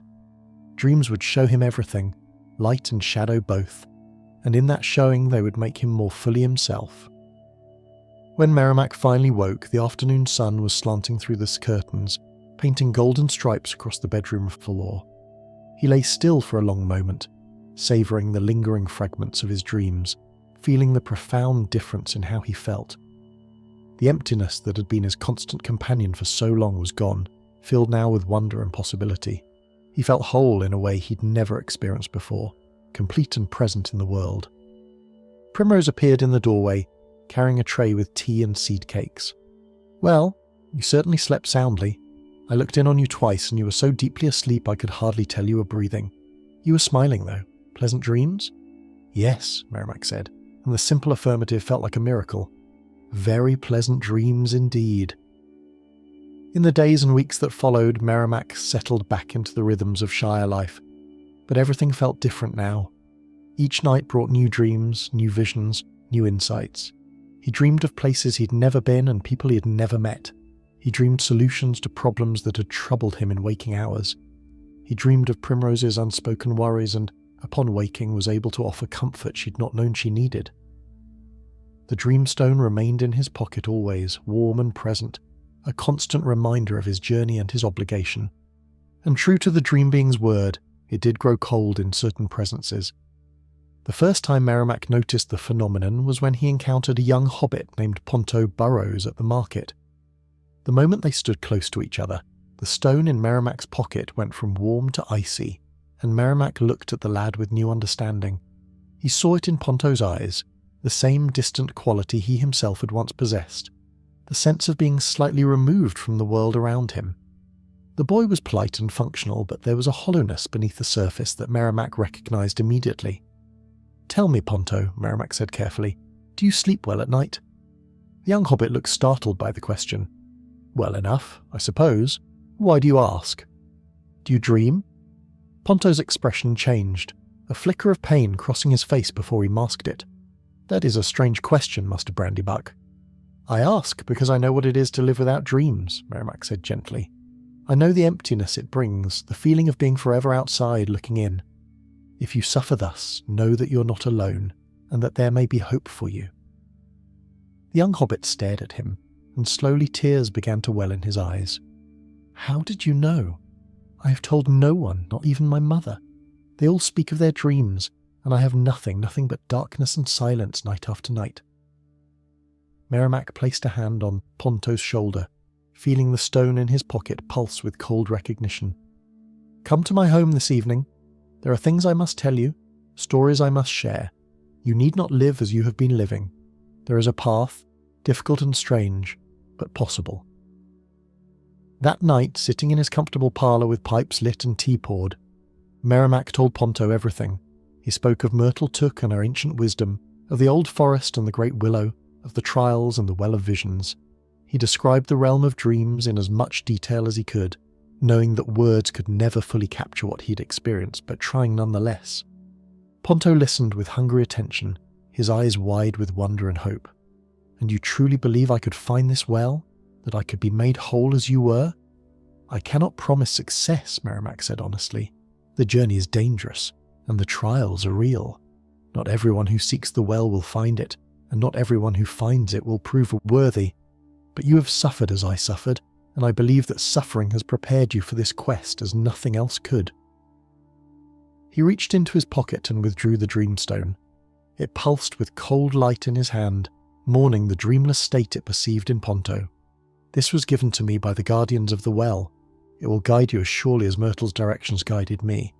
But understand, once I give it to you, I cannot take it back.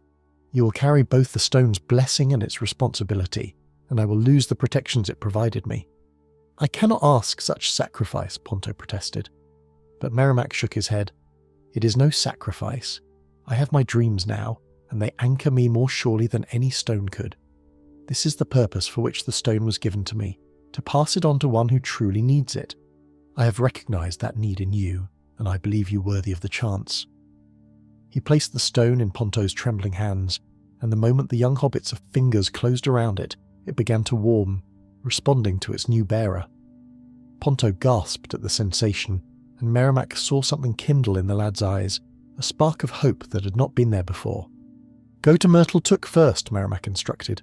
"She will give you the seeds you need and perhaps additional wisdom. Then make your journey as I did. Be brave, be true, and remember always what you seek and why you seek it." Ponto left that evening with the dreamstone clutched tight and determination in his step. Merrimack watched him go, feeling a lightness in his chest that had nothing to do with the stone's departure. He had fulfilled the obligation the dream beings had given him, had passed on the gift in the way they had intended. Whatever came next for Ponto was in the young hobbit's own hands, but Merrimack had given him the chance, the hope, the possibility. The seasons turned, and Merrimack's life continued its course. He heard, some months later, that Ponto Burrows had gone on a journey to visit relatives in Buckland and had returned changed, more present and vital than he had been before. The lad spoke at the Green Dragon of the most wonderful dreams, and those who heard him smiled and nodded, thinking nothing strange of it, not knowing the journey he had taken or the price he had paid. Merrimack never asked Ponto about his experience at the well. Some things were meant to remain private, sacred mysteries held between the dreamer and the dreaming realm.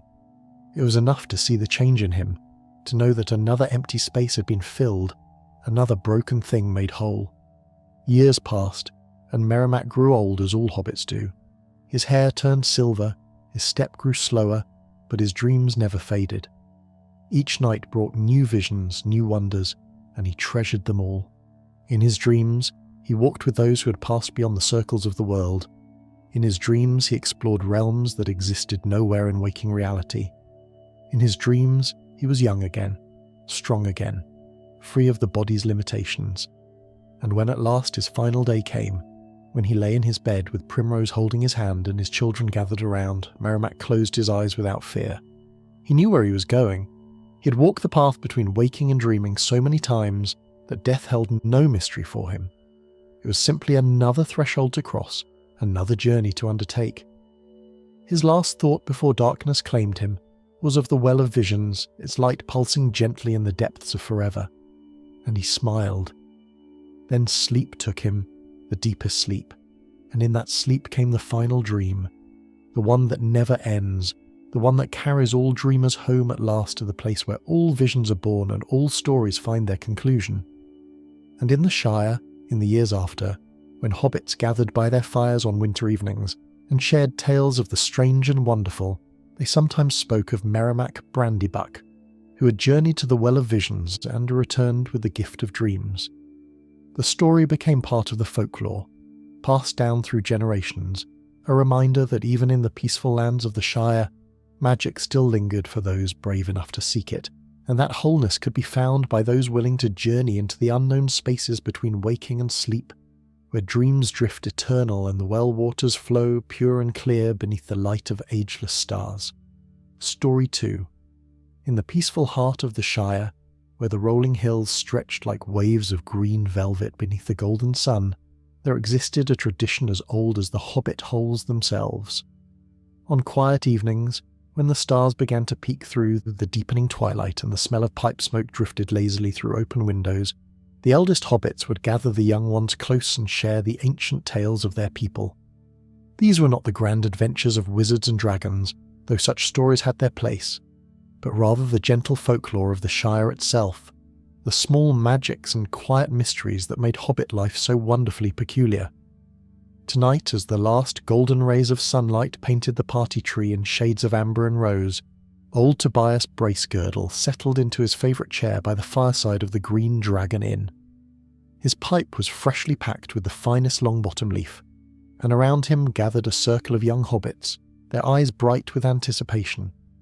The fire crackled warmly, casting dancing shadows across the wooden beams overhead, and the sweet scent of honeycakes cooling on the windowsill mingled with the earthy aroma of good tobacco. Outside, the evening chorus of crickets had begun their nightly song, and somewhere in the distance a nightingale added its silvery voice to the melody. Tobias took a long, contemplative draw from his pipe, watching the smoke curl and twist in the firelight like ancient spirits dancing. The younger hobbits shifted closer, their feet tucked beneath them, knowing from long experience that when old Tobias took his time with his pipe, the story he was preparing to tell would be worth the wait. His eyes, though creased with the lines of countless smiles and seasons, still held a glimmer of the same wonder they had possessed when he himself had been a young hobbit, listening to these very same tales. "The first story I shall tell you tonight," Tobias began in his warm, rumbling voice, "concerns a time long before your grandparents walked these hills, when the Shire was perhaps a bit wilder, and the boundaries between the ordinary and the extraordinary were not quite so firmly drawn. It is the tale of Primrose Took and the Singing Brook, and it teaches us that sometimes the smallest kindnesses can yield the most unexpected rewards. Young Primrose Took," Tobias continued, "was not like other hobbit lasses of her time. While her sisters busied themselves with needlework and the proper arrangement of tea services, Primrose spent her days wandering the fields and forests surrounding Tuckborough. She had a particular fondness for the wild places where few hobbits ventured, those quiet corners of the Shire where ancient trees grew so thick their branches wove together overhead, creating cathedral ceilings of living green. Her mother despaired of her, for Primrose would return home each evening with her skirts muddy, her curls full of leaves, and her pockets stuffed with interesting stones, unusual seeds, and the occasional befuddled beetle. But Primrose paid little mind to her mother's gentle scolding. There was something in those wild places that called to her, a music that only she seemed to hear. It was not quite sound and not quite feeling, but something in between, like the memory of a song you once knew but could never quite recall. This sensation was strongest near a particular brook that wound its way through the oldest part of Bindbola Wood, a stream so ancient that even the eldest elves passing through the Shire would pause beside it and grow thoughtful, as though remembering something from the world's youth. On a day in early spring, when the first snowdrops were pushing through the last patches of winter snow and the air held that peculiar clarity that comes when seasons change, Primrose made her way to this favoured brook. The water ran clear and cold over smooth stones, and where the sunlight touched it through gaps in the canopy, it sparkled like liquid diamond. Primrose had just settled herself on her usual thinking stone, a broad, flat rock worn smooth by countless seasons of flowing water, when she heard something that made her breath catch in her throat. The brook was singing. Not the simple babbling and splashing that all brooks make, but truly singing, with words and melody as clear as any Hobbit tune. The voice was neither male nor female, neither young nor old, but rather seemed to be all of these things at once, like many voices woven into a single thread of sound. The song spoke of deep places beneath the earth where springs were born, of the long journey from mountain peak to distant sea, of secrets whispered by rain and snow and the endless patient work of water shaping stone. Primrose sat utterly still, hardly daring to breathe lest the singing stop. She had heard tales, of course, of the old magic that still lingered in certain places of Middle-earth, of rivers that could speak and trees that could walk, but she had always thought such stories belonged to the elder days, not to the comfortable present of the Shire. Yet here was wonder itself, flowing past her feet and singing of things no Hobbit had ever heard. When the song finally faded, Primrose found her voice, though it came out as barely more than a whisper. "That was beautiful beyond words," she said to the brook. "I have never heard anything so lovely in all my life." The water seemed to brighten at her words, the sunlight through the leaves catching it in new ways. "Few can hear us any more," the brook replied, its voice now soft as a lullaby. "The world has grown loud with other sounds, and most have forgotten how to listen to the old voices. It pleases me greatly that one with such a gentle heart should find her way here." Primrose felt tears prick her eyes, though she could not have said exactly why. Perhaps it was the beauty of the moment, or the profound sense of connection she felt with this ancient singing water. Without thinking, she reached into her pocket and pulled out her luncheon, a small honey cake her mother had baked that morning. It was her favourite treat, something she had been saving for her walk home, but in that moment she wanted nothing more than to offer something in return for the gift of the song. "I wish I had something grander to give you," she said, breaking the cake into pieces and letting the crumbs fall into the water. "But please accept this small token of my gratitude." Her grandmother had taught her that one should never take a gift without offering something in return, even to a stream. The brook laughed then, a sound like water dancing over stones, bright and clear and full of genuine delight. "Your kindness fills me with more joy than you know," it said. "For this gift freely given, I shall grant you a blessing. Whenever you have need of guidance, whenever you feel lost or uncertain, come to me and I shall sing you truths that may help light your way. But remember," the brook added, its voice growing serious, "truth is not always comfortable, and wisdom often comes wrapped in riddles." Primrose thanked the brook with all the courtesy her mother had instilled in her, and as she walked home that evening, she felt as though she carried a warm, secret light within her chest. She told no one of her encounter, not even her dearest sister, for she sensed that some magics grew stronger when held close and quiet, like seeds germinating in the dark earth before they push toward the sun. The seasons turned as seasons do, spring giving way to summer's abundance, then autumn's golden fade, and finally winter's rest. Primrose visited the brook often during those changing months, and each time the water would sing to her, sometimes songs of joy, sometimes melancholy, ballads of things long past, and occasionally cryptic verses that Primrose did not fully understand, but tucked away in her memory nonetheless. The brook became her dearest friend and confidant, the one place where she felt truly herself, without the need to conform to the expectations that weighed upon young hobbit lasses in those days. It was during the following spring, when Primrose had just turned 21 and was considered quite of age by Hobbit standards, that trouble came to Tuckborough. A mysterious blight had fallen upon the fields, causing the crops to wither even as they sprouted. The potatoes came up stunted and bitter, the barley grew thin and weak, and even the famous Tookland strawberries, usually plump and sweet as honey, remained small and sour on their vines. The farmers stood in their fields with worried faces, examining the soil and shaking their heads in bewilderment. No one could determine the cause of this affliction. The soil was rich and dark as it had always been, the rain fell in proper measure, and the sun shone warmly as spring turned towards summer. Yet still the crops failed, and whispers of concern began to spread through Tuckborough like ripples in a pond. Some of the older hobbits spoke darkly of curses and ill omens, while the younger ones proposed more practical explanations involving soil depletion and crop rotation, but none of their theories led to solutions. Primrose watched her father grow increasingly worried as the days passed. He would sit by the fire in the evening, his pipe forgotten in his hand, staring into the flames with eyes that saw only withering fields and empty larders come winter. The Took family, like all respectable hobbit families, took pride in their ability to provide for themselves and help their neighbours in times of need, but if the blight continued, there would be precious little to share. One morning, as the dawn mist still clung to the valleys and the first birds were beginning their cheerful songs, Primrose made her way to the Singing Brook. She had not visited in several weeks, occupied as she had been helping her mother preserve what little of the early harvest could be saved, and she felt the absence like an ache in her chest. As she approached the familiar place where the water flowed over smooth stones, she called out a greeting as she always did. The brook's response was immediate but troubled, its voice carrying a note of distress that Primrose had never heard before. "Oh, little friend," the water sang, "I am glad you have come, for I have been waiting to speak with you about a matter of great urgency. Something is terribly wrong in the deep places of the earth." Primrose settled herself on her thinking stone and leaned forward, her brow furrowed with concern. "Tell me everything," she said. "Perhaps together we can find a solution." The brook's voice grew soft and serious, taking on the quality of an ancient tale being told for the first time in generations. "Far upstream the water began, beyond where any hobbit typically wanders, there lies a spring from which I am born. It is a sacred place, blessed in the elder days by powers greater than you or I can fully comprehend.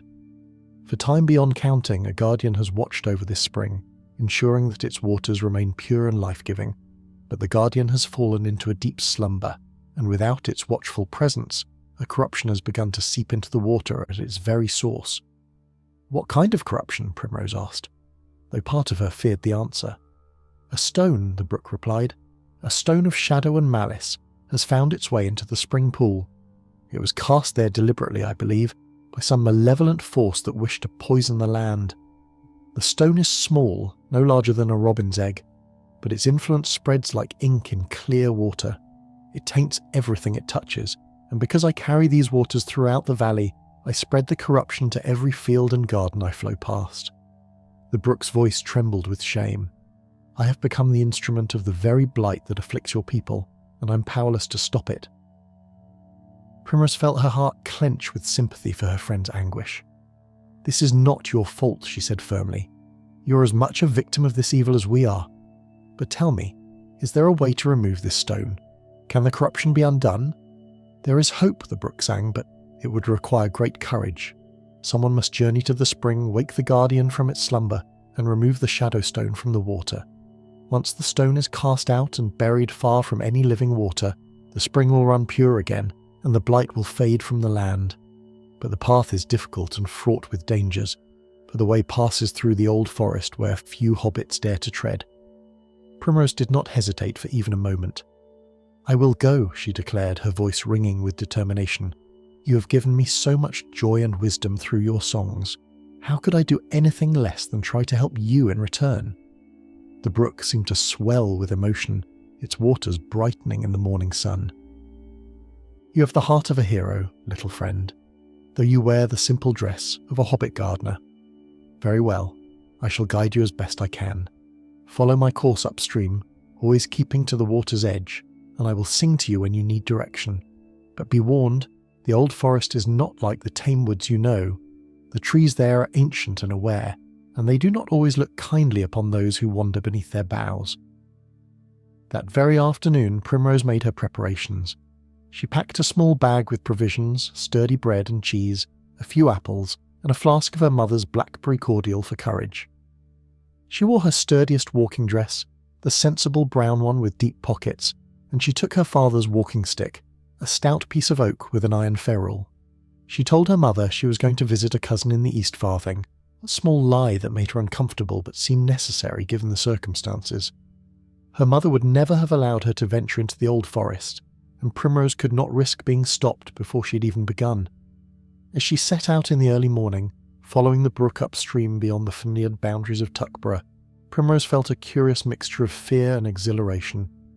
She'd never been on an adventure before, not a real one, and though the sensible part of her mind whispered warnings about foolish young hobbits who wandered into dangerous places, a deeper part of her knew with absolute certainty that this was something she was meant to do.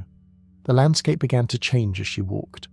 The gentle cultivated hills of the Shire gave way to wilder country, where gorse and heather grew thick upon the slopes and the paths became less defined.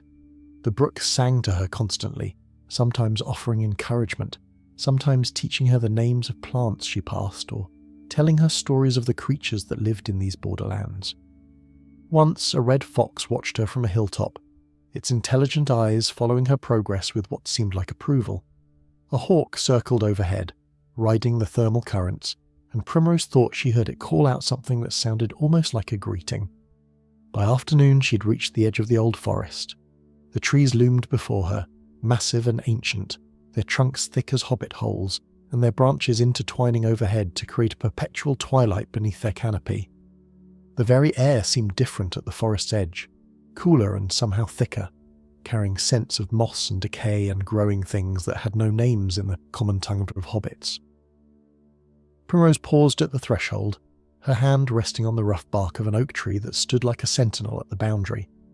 The tree was so old that its trunk had split and regrown several times, creating cavities and hollows where birds nested and squirrels made their homes.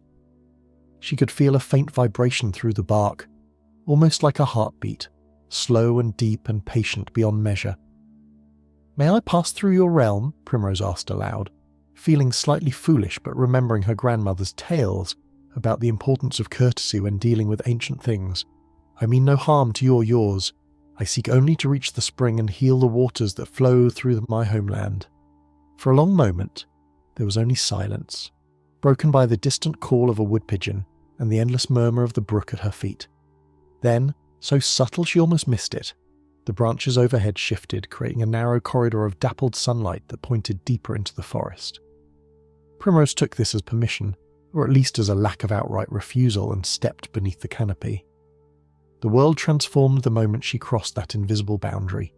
The sounds of the open countryside faded away, replaced by the whisper of leaves and the creak of branches rubbing together in the breeze. The light took on a greenish quality, filtered through countless layers of foliage, and shadows pooled in the hollows between roots like dark water. The brook continued its course beside her, and she kept close to its banks as it had instructed, letting its song guide her steps. The forest was not silent, as she had half expected, but rather filled with a different kind of sound than she was accustomed to. There were rustlings in the undergrowth that might have been rabbits or mice, or perhaps something else entirely. Birds called to one another in voices that seemed almost to form words, though in no language Primrose knew. Once she heard what sounded distinctly like laughter, high and tinkling like bells, but when she turned toward the sound, there was nothing there but a stand of silver birch trees, their white bark gleaming in the dim light. As she walked deeper into the forest, following the brook's winding path, Primrose began to notice things that made her wonder if she'd somehow stepped out of the ordinary world and into a place where different rules applied. The trees seemed to lean toward her as she passed, not threateningly, but with what felt like curiosity, as though they were taking her measure. Flowers bloomed in impossible colours, blues so deep they were nearly black, and reds that seemed to glow with their own inner light. She passed a ring of mushrooms, perfectly circular, and the air above them shimmered like heat rising from summer stones. The brook song changed as they progressed, taking on a more urgent quality. "We are drawing near to the ancient places," it sang. "Here the memory of the elder days still lingers strong. Be respectful, little friend, and remember that not all you see is as it appears." Primrose nodded, though she kept her eyes fixed on the path ahead. The forest floor had become increasingly difficult to navigate, thick with roots that seemed positioned precisely to trip the unwary traveller. More than once she had to use her walking stick to steady herself, and she was grateful for the sturdy boots her father had made for her last autumn.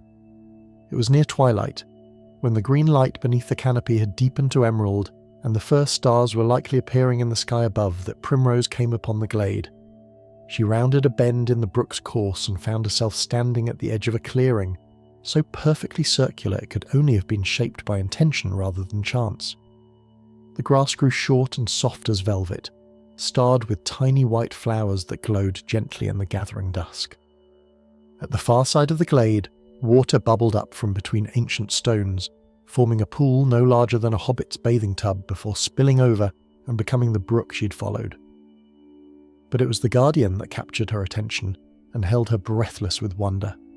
Beside the spring pool, so still it might have been carved from stone itself, lay a creature unlike anything Primrose had ever seen or imagined. It had the general shape of a great cat, but larger than any lynx or wildcat, with fur that seemed to shift between silver and grey and green depending on how the light touched it. Its eyes were closed, and its breathing came slow and deep, each exhalation stirring the grass around its massive paws. Primrose approached slowly, her heart hammering in her chest. As she drew closer, she could see that the creature was ancient beyond reckoning.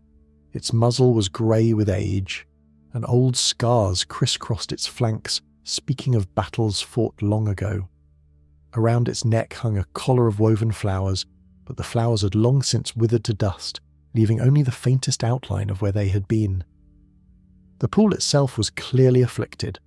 Where the water should have run clear and bright, it had taken on a murky quality, and at its centre, barely visible beneath the surface, Primrose could see a small dark stone.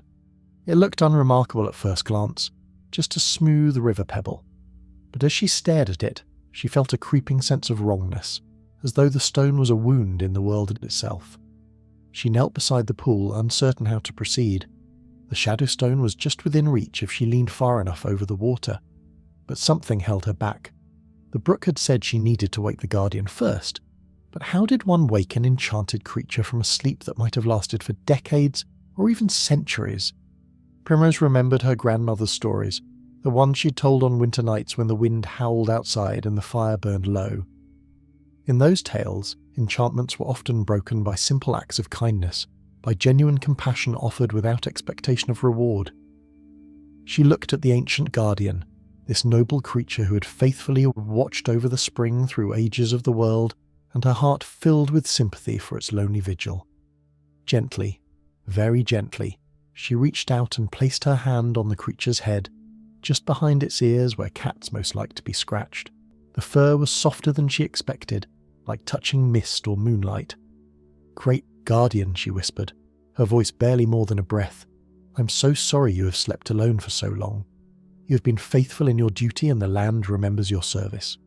But now you're needed once more. Please, if you can hear me, wake and help me heal the waters you were meant to protect." For a moment nothing happened. Then, beneath her hand, she felt the faintest tremor, like the first stirring of a sleeper approaching wakefulness. The creature's breathing changed, becoming lighter and more rapid. Its whiskers twitched and one large paw flexed, extending claws like silver daggers before retracting them again. The Guardian's eyes opened. They were the colour of spring leaves backlit by sunlight, green and gold and alive with an intelligence that made Primrose catch her breath. The creature regarded her steadily, and she had the distinct impression of being measured, of having the contents of her heart weighed and judged in a single glance. "Who wakes me from my rest?" the Guardian asked, and its voice was like wind through pine trees, deep and resonant and unutterably weary. "Who dares disturb the spring warden after all these long years?" Primrose swallowed hard but held the creature's gaze. "I am Primrose Took of Tuckborough," she said, and though her voice trembled slightly, it did not break. "I come because the spring has been poisoned, and the corruption spreads through the land, blighting crops and bringing sorrow to my people. The brook told me that only you could help set things right." The Guardian lifted its massive head, looking past Primrose to the spring pool. When it saw the shadow stone, its eyes narrowed and a low growl rumbled in its chest, a sound that Primrose felt in her bones. "So," the Guardian said, its voice heavy with both sorrow and rising anger, "my vigil was needed after all. I thought myself foolish for maintaining my watch through the turning of so many seasons, but it seems even a moment's rest was too long. The creature rose to its feet with surprising grace despite its obvious age, and standing it was even more impressive than Primrose had imagined. Its shoulder came nearly to her chest, and its presence filled the glade with a sense of power that was both comforting and slightly terrifying. The Guardian padded to the edge of the spring pool and gazed down at the Shadowstone with eyes that glowed more brightly green in the gathering darkness. "This is old evil," it said quietly. "Older perhaps than you can understand, young hobbit. Such stones were crafted in the ancient wars, made to poison and corrupt, to turn living things towards shadow and despair. That one such artifact has found its way here, to this peaceful corner of the world, speaks of a malice that reaches across time itself." Primrose felt a chill run down her spine despite the warmth of the evening. "Can it be removed?" she asked. "Can the spring be healed?" The Guardian turned to look at her, and something in its expression softened. "Yes," it said. "The stone must be drawn from the water and carried far from here, to a place where it can be buried deep in earth that has never known running water. There it will sleep, its power bound and contained, until the ending of all things. But the task is not without danger.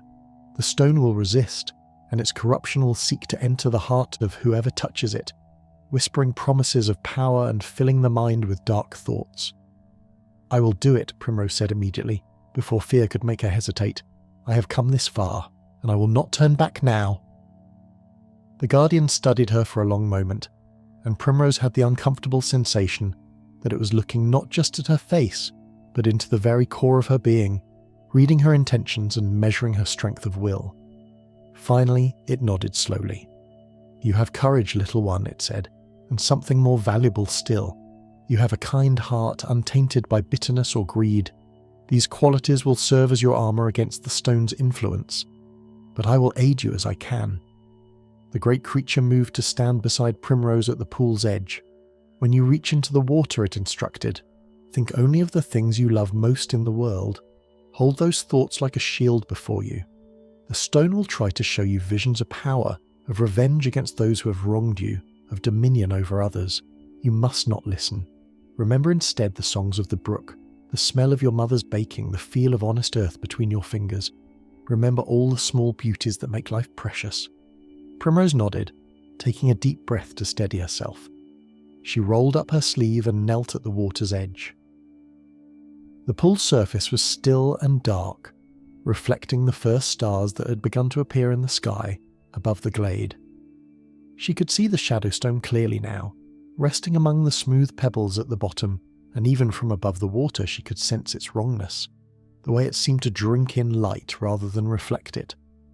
She plunged her hand into the water. The cold was shocking, far colder than any spring water should be, a chill that drove straight to the bone and made her gasp. Her fingers closed around the stone, and the moment she touched it, the world changed. Visions flooded her mind, vivid and terrible.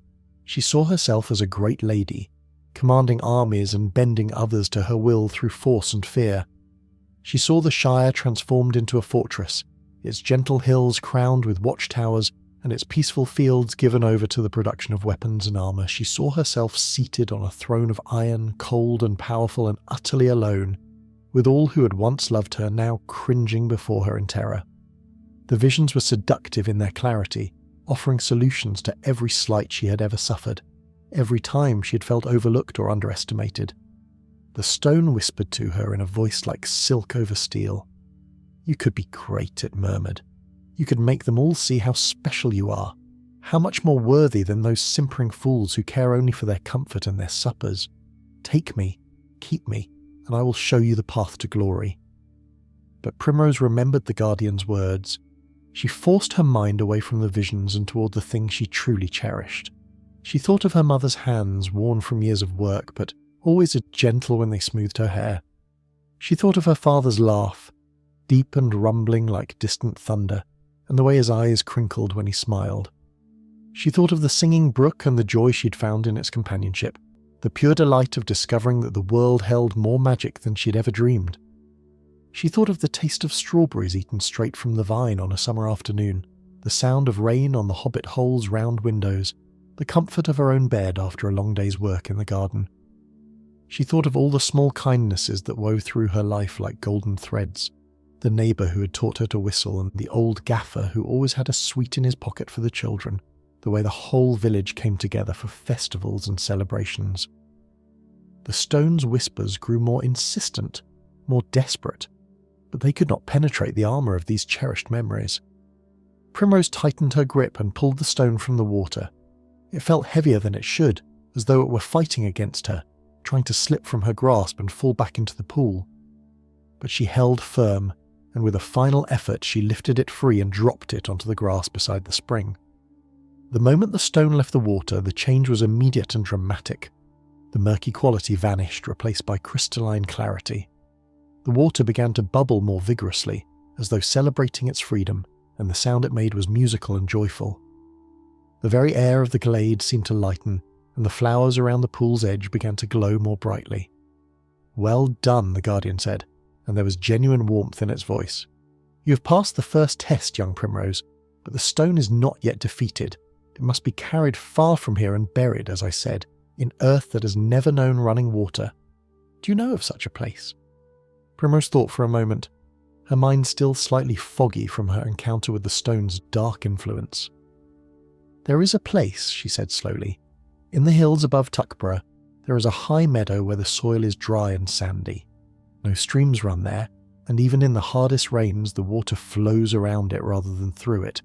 My father once said it was because the ground there is full of stone and gravel, too dense for water to penetrate.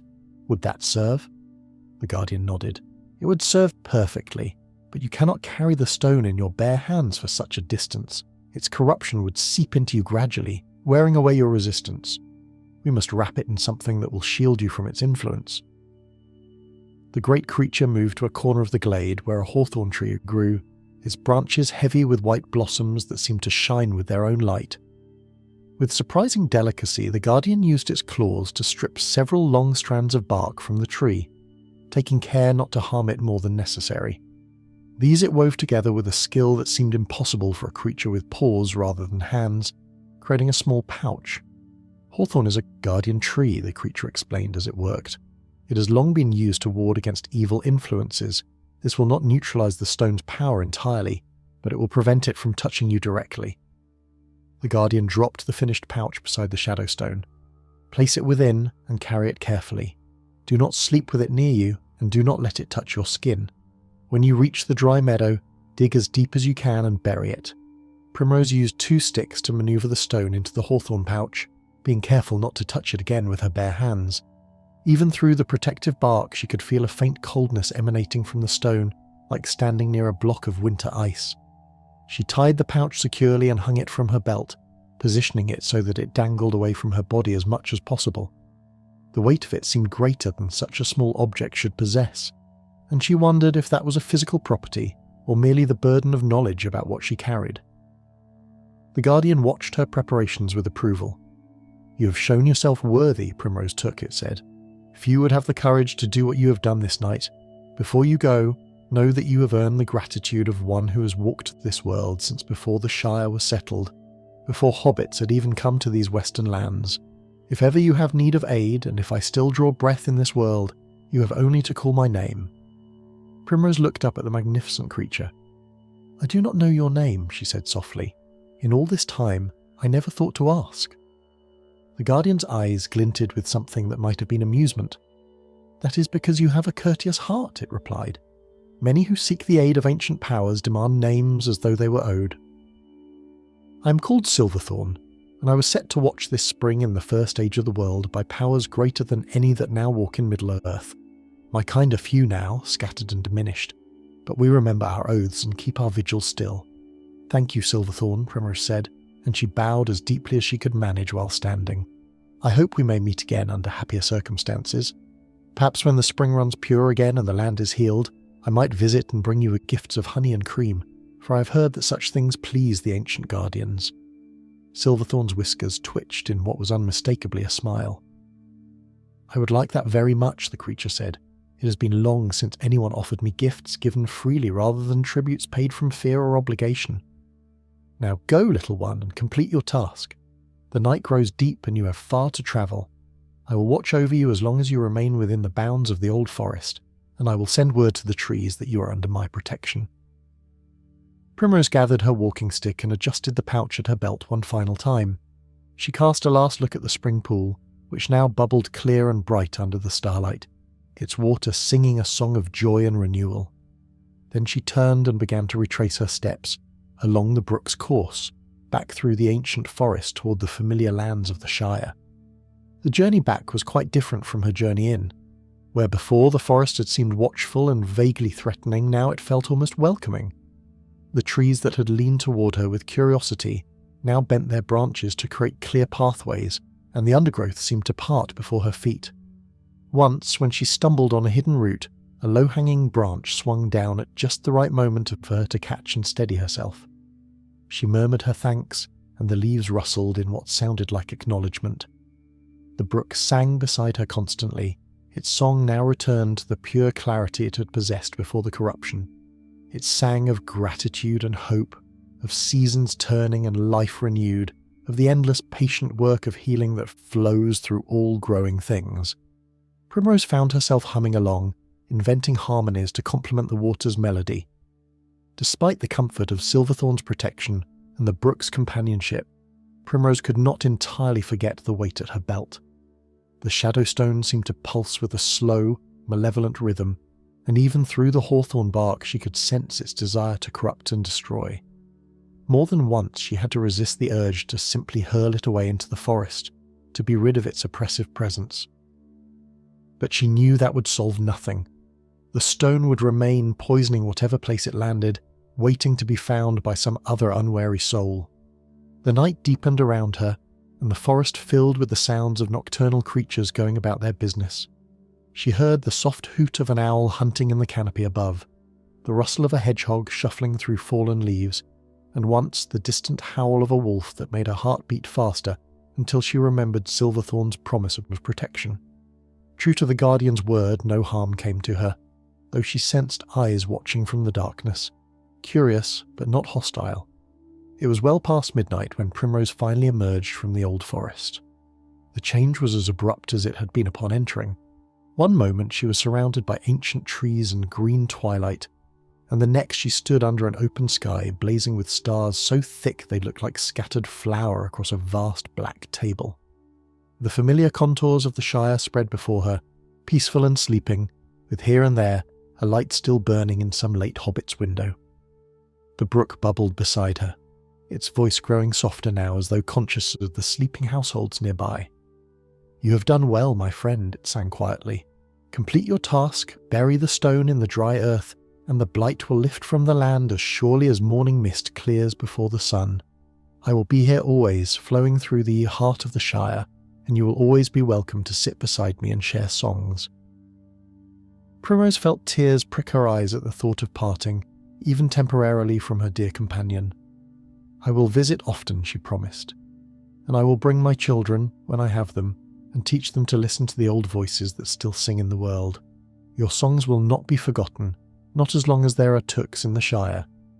The brook seemed to brighten at this, its waters catching the starlight and throwing it back in sparkling fragments.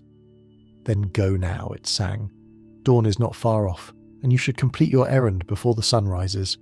There is power in such timing, in the moment between darkness and light when old magics are strongest." Primrose nodded and turned her steps toward the high meadow above Tuckborough. The way was steep and her legs ached from the long day's walking, but determination drove her forward. The Shadowstone seemed to grow heavier with each step, as though it knew its imprisonment drew near and sought to slow her progress. She gritted her teeth and climbed on. The dry meadow was just as she remembered it, a flat expanse of sandy soil studded with rocks and sparse grass. Even in spring, when water pooled everywhere else in the Shire, this place remained dry and dusty. Her father had once explained something about the underlying geology, about layers of impermeable clay and gravel that directed water around rather than through, but Primrose had only half listened at the time. Now she was grateful for whatever quirk of nature had created this waterless place. She chose a spot near the centre of the meadow, far from any path or place where hobbits might dig for any reason. Using her walking stick and a flat stone she found nearby, she began to excavate. The earth was hard and resistant, full of rocks that had to be pried out one by one, and soon her hands were scraped and bleeding despite her care. But she persisted, digging deeper and deeper until she had created a hole as deep as her arm was long. When she judged the depth sufficient, Primrose carefully lowered the hawthorn pouch into the hole, stone and all. Even through the protective bark she felt a final pulse of malevolence from the shadow stone, a last attempt to corrupt or frighten her. She ignored it and began to shovel the earth back in, packing it down firmly with each layer. When the hole was filled, she placed the largest rock she could lift on top, creating a cairn that would discourage any casual digging. As she positioned the final stone, the first pale hints of dawn began to show in the eastern sky. The moment the cairn was complete, Primrose felt a change in the air around her, as though some great tension had suddenly released. The darkness that had hung over the meadow, invisible but palpable, dissipated like smoke on the wind. The oppressive weight she had carried since touching the shadow stone lifted from her shoulders, and Primrose found she could breathe deeply for the first time in hours. She stood and looked toward the east, where the sky was painting itself in shades of rose and gold, heralding the arrival of a new day. Exhausted beyond measure, her hands bleeding and her dress torn and muddy, Primrose made her way down from the high meadow toward home. The familiar paths of Tuckborough had never looked so welcoming. Every hedge and gate, every stone wall and garden fence seemed to call out to her in greeting. She passed old Farmer Brownlock's field and noticed with a start that the barley there, which had been thin and yellow when she left, now stood noticeably taller and greener, as though it had grown a week's worth in a single night. The transformation became more evident as she walked. Potato plants that had been stunted and sickly now bore healthy leaves that rustled strongly in the morning breeze. The strawberry patches showed fat green berries where before there had been only withered nubbins. Even the grass itself seemed lusher and more vibrant, as though the very earth was celebrating its liberation from the Shadowstone's corruption. Primrose reached her family's Hobbit hole just as the sun crested the horizon, flooding the world with a golden light. Her mother was already up and about, as was her habit, and she stood in the doorway with a mixing bowl in her hands, staring in amazement at their kitchen garden. The tomato plants that had barely clung to life yesterday now stood tall and proud, their stems thick and their leaves a healthy dark green. Tiny yellow flowers had appeared overnight, promising a harvest beyond any they had dared hope for. "Primrose," her mother gasped, seeing her daughter's bedraggled state. "Where have you been? What has happened to you? You look as though you have walked through all the wild country between here and Rivendell." Primrose opened her mouth to explain, then closed it again. How could she possibly tell her mother about singing brooks and ancient guardians, about shadow stones and midnight journeys through the old forest? The truth would sound like madness, or at best like the wild imaginings of an overly fanciful young hobbit who had read too many elvish tales. "I got lost on my way to Cousin Marigold's," she said instead, which was not entirely a lie. She'd gotten lost, in a manner of speaking, though she had found her way to exactly where she needed to be. "I took a wrong turning in the woods and had quite an adventure finding my way back. But Mother, look at the garden. Have you ever seen such a change come over plants in a single night?" Her mother's attention returned to the miraculous transformation of their crops. "No, never," she said slowly. "It is as though some blessing has fallen upon the land. Your father was out before dawn checking the fields, and he came back talking of miracles and wonders. The blight has lifted, Primrose. Every plant in Tuckborough is recovering, and the farmers are saying the same is true throughout the valley. It is the strangest thing, as sudden and complete as though it had never been." Primrose smiled, feeling warmth spread through her chest despite her exhaustion. "Perhaps the land simply needed time to heal itself," she suggested. "Sometimes nature works in ways we cannot predict or understand." Her mother shook her head in wonder but did not pursue the matter further. She was too practical a hobbit to spend overmuch time pondering mysteries when there was work to be done. "Come inside and let me tend to those hands," she said, noticing the scrapes and cuts. "And you need a proper breakfast and a bath. You smell of forest and earth and wild places." Primrose followed her mother inside, grateful beyond words for the warmth and safety of home. As she soaked her aching feet in a basin of hot water and ate the porridge her mother placed before her, she listened to the excited chatter of her siblings as they discovered the transformed garden. Their joy was infectious, and she found herself smiling despite her weariness. In the days that followed, the recovery of the land became the talk of the entire Shire. The blight that had threatened to bring hardship and hunger had vanished as mysteriously as it had appeared. Farmers who had been facing ruin now looked forward to the best harvest in living memory. The fields burgeoned with health, and even the orchards that had seemed doomed to bear no fruit suddenly hung heavy with apples and pears. Primrose visited the brook often in those days, sitting on a thinking stone and sharing quiet conversation with the water. The brook sang to her of the spring, which now ran pure and cold as it had in the ancient days, and of Silverthorn, who had returned to vigilant wakefulness and would not sleep again until the world had no more need of guardians. The water told her that news of her deed had spread through the old network of streams and rivers, and that she was spoken of with respect by powers she would never meet. But Primrose told no one else of her adventure.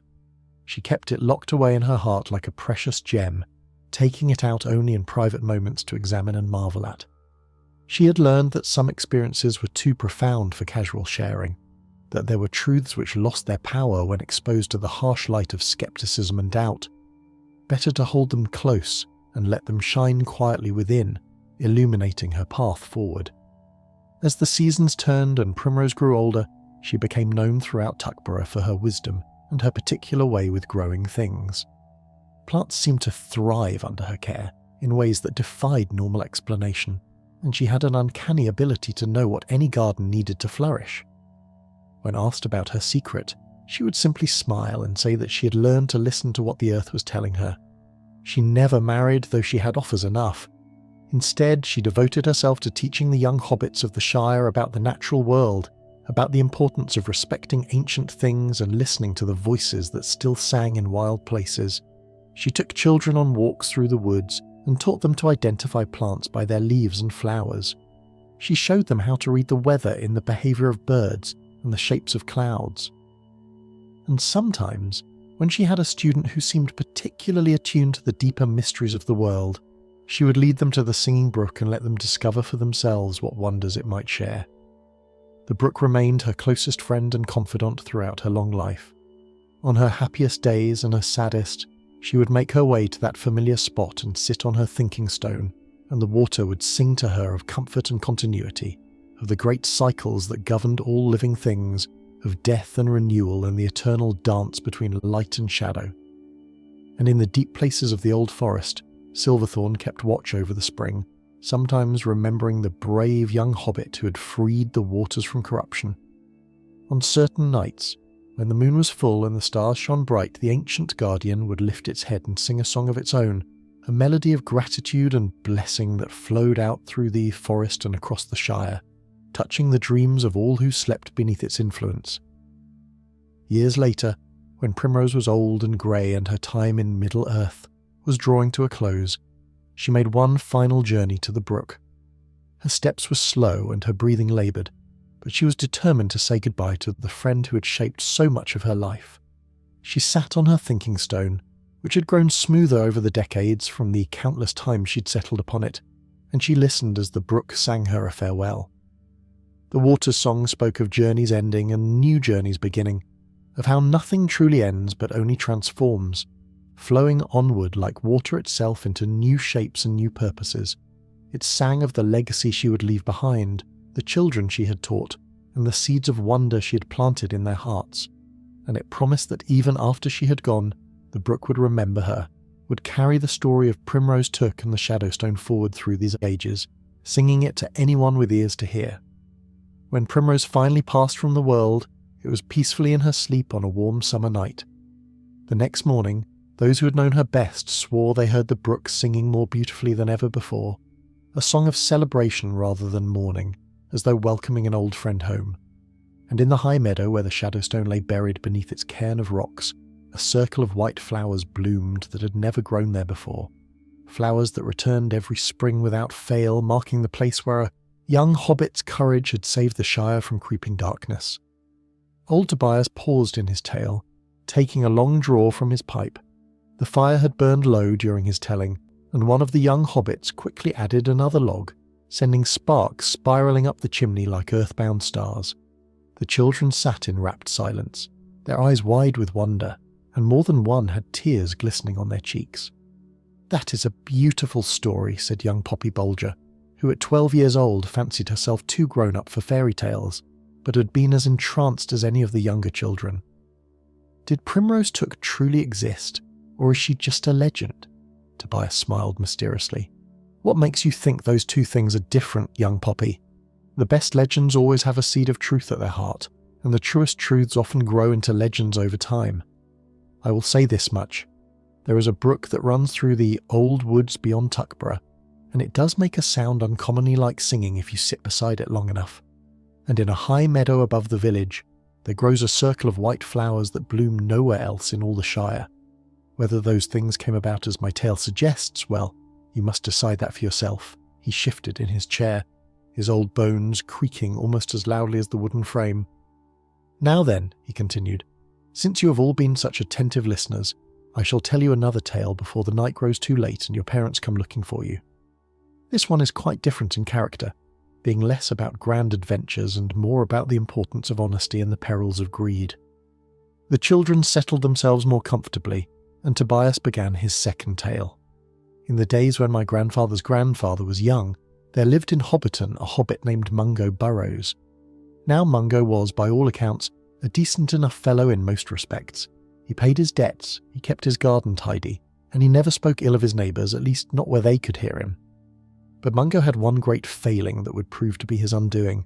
He was greedy, not in the obvious way of hoarding gold or stealing from others, but in the subtler and perhaps more dangerous way of always wanting more than he had, always feeling that life had somehow shortchanged him. Mungo's hobbit hole was comfortable and well appointed, but he looked at his neighbour's larger home with envy. His harvest was sufficient to feed his family through the winter with plenty to spare, but he grumbled that others had more abundant fields. He had a wife who loved him and children who brought him joy, but he complained that other hobbits seemed happier, their lives easier and more pleasant than his own.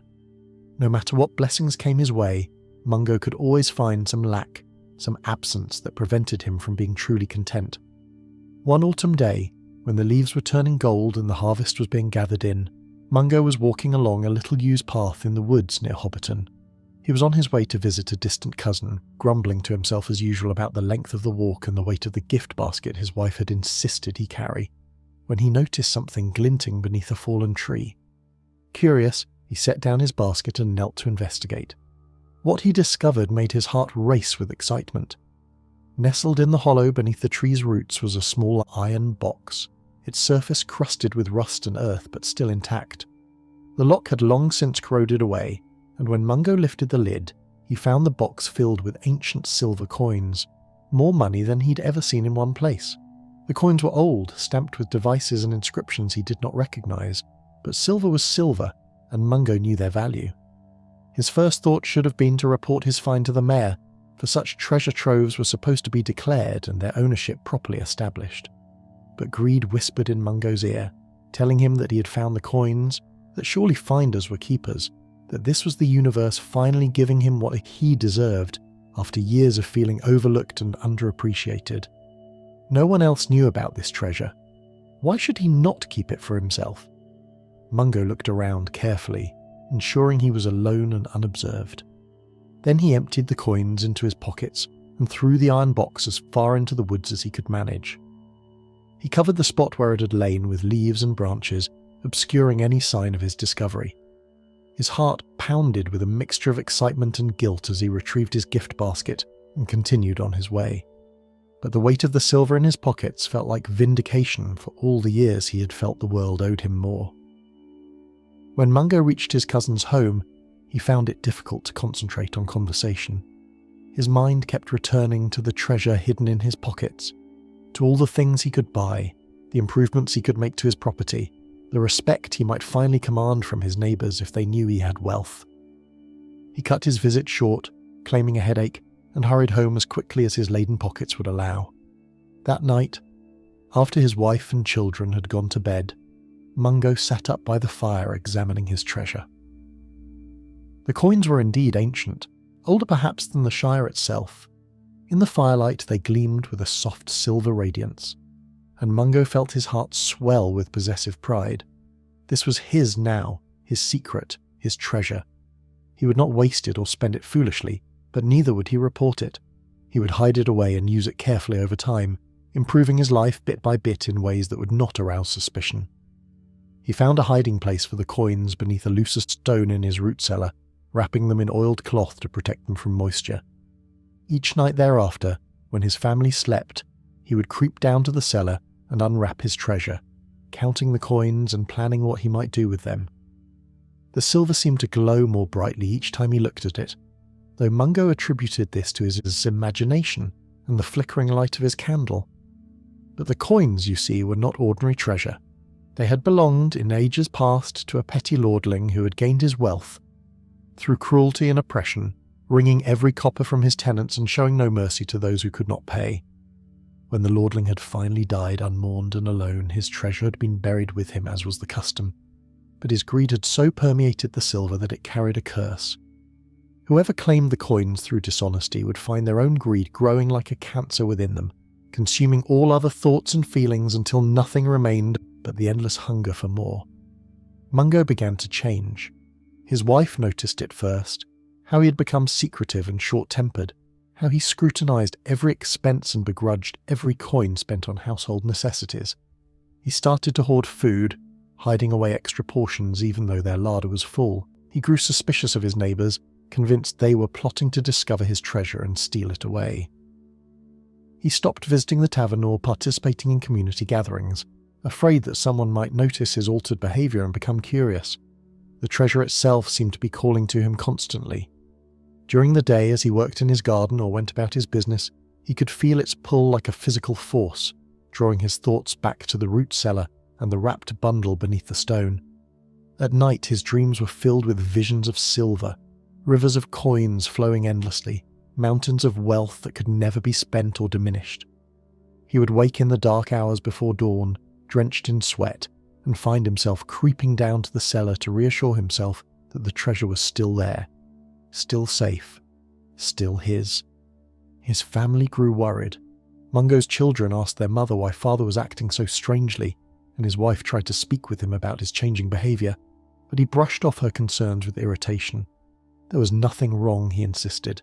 He was simply being more careful with their resources, more mindful of the future.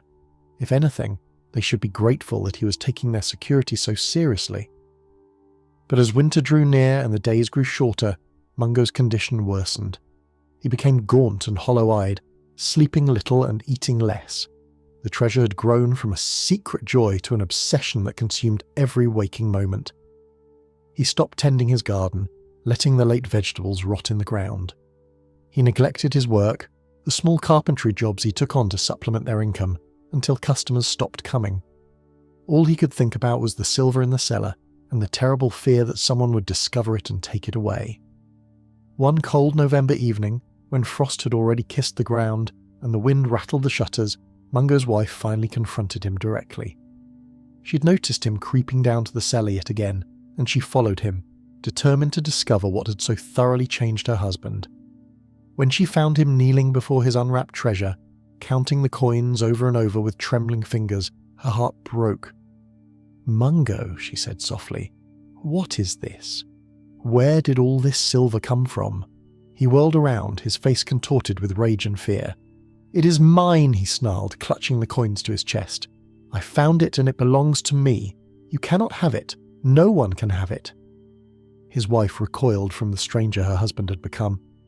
"I do not want your silver," she said, tears streaming down her face. "I want my husband back. I want the hobbit I married, who laughed and sang and took joy in simple things. This treasure, wherever it came from, it is poisoning you, Mungo. Can you not see what it has done?" But Mungo could not see, or would not. The curse had sunk its claws too deeply into his heart. He gathered up his coins and pushed past his wife, fleeing into the night with his treasure clutched in his arms. She called after him, begging him to come back, but he did not stop. He ran through the darkened streets of Hobbiton, convinced that everyone he passed was staring at him, plotting to steal what was his. He ran until he reached the edge of the woods, and there, in his panic and confusion, he stumbled over a root and fell. The coins scattered across the forest floor, glinting in the moonlight like fallen stars. Mungo scrambled to gather them, his hands scrabbling in the dirt and dead leaves, desperate to recover every single piece of silver. But the harder he grasped, the more seemed to slip through his fingers, as though the coins themselves were alive and trying to escape him. In his frantic searching, he did not notice the ground beneath him beginning to shift. The earth where he'd scattered the coins started to sink, slowly at first, then faster. Too late, Mungo realised he was being pulled down into a sinkhole that had opened beneath him. He cried out for help, but his voice was lost in the wind. He tried to climb free, but his hands were still full of coins, and he could not bring himself to let them go, not even to save his own life.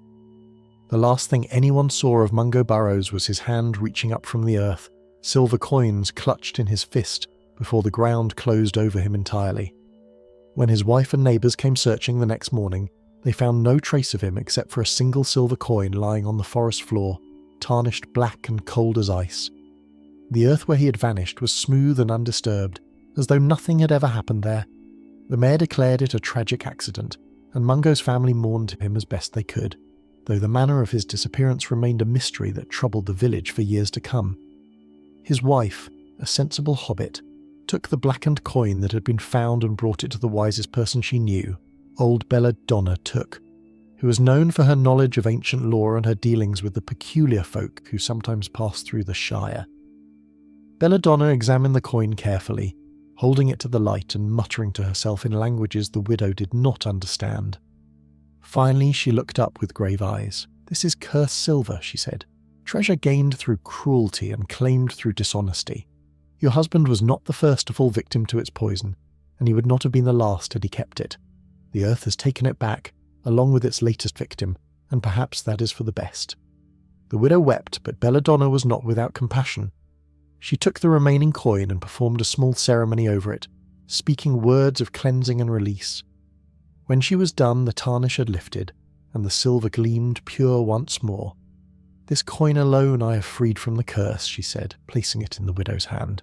"Use it wisely, as a reminder that no treasure is worth the price of one's integrity or peace of mind."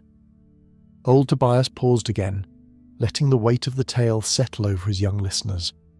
The fire had burned down to embers now, casting a red glow over the gathered faces.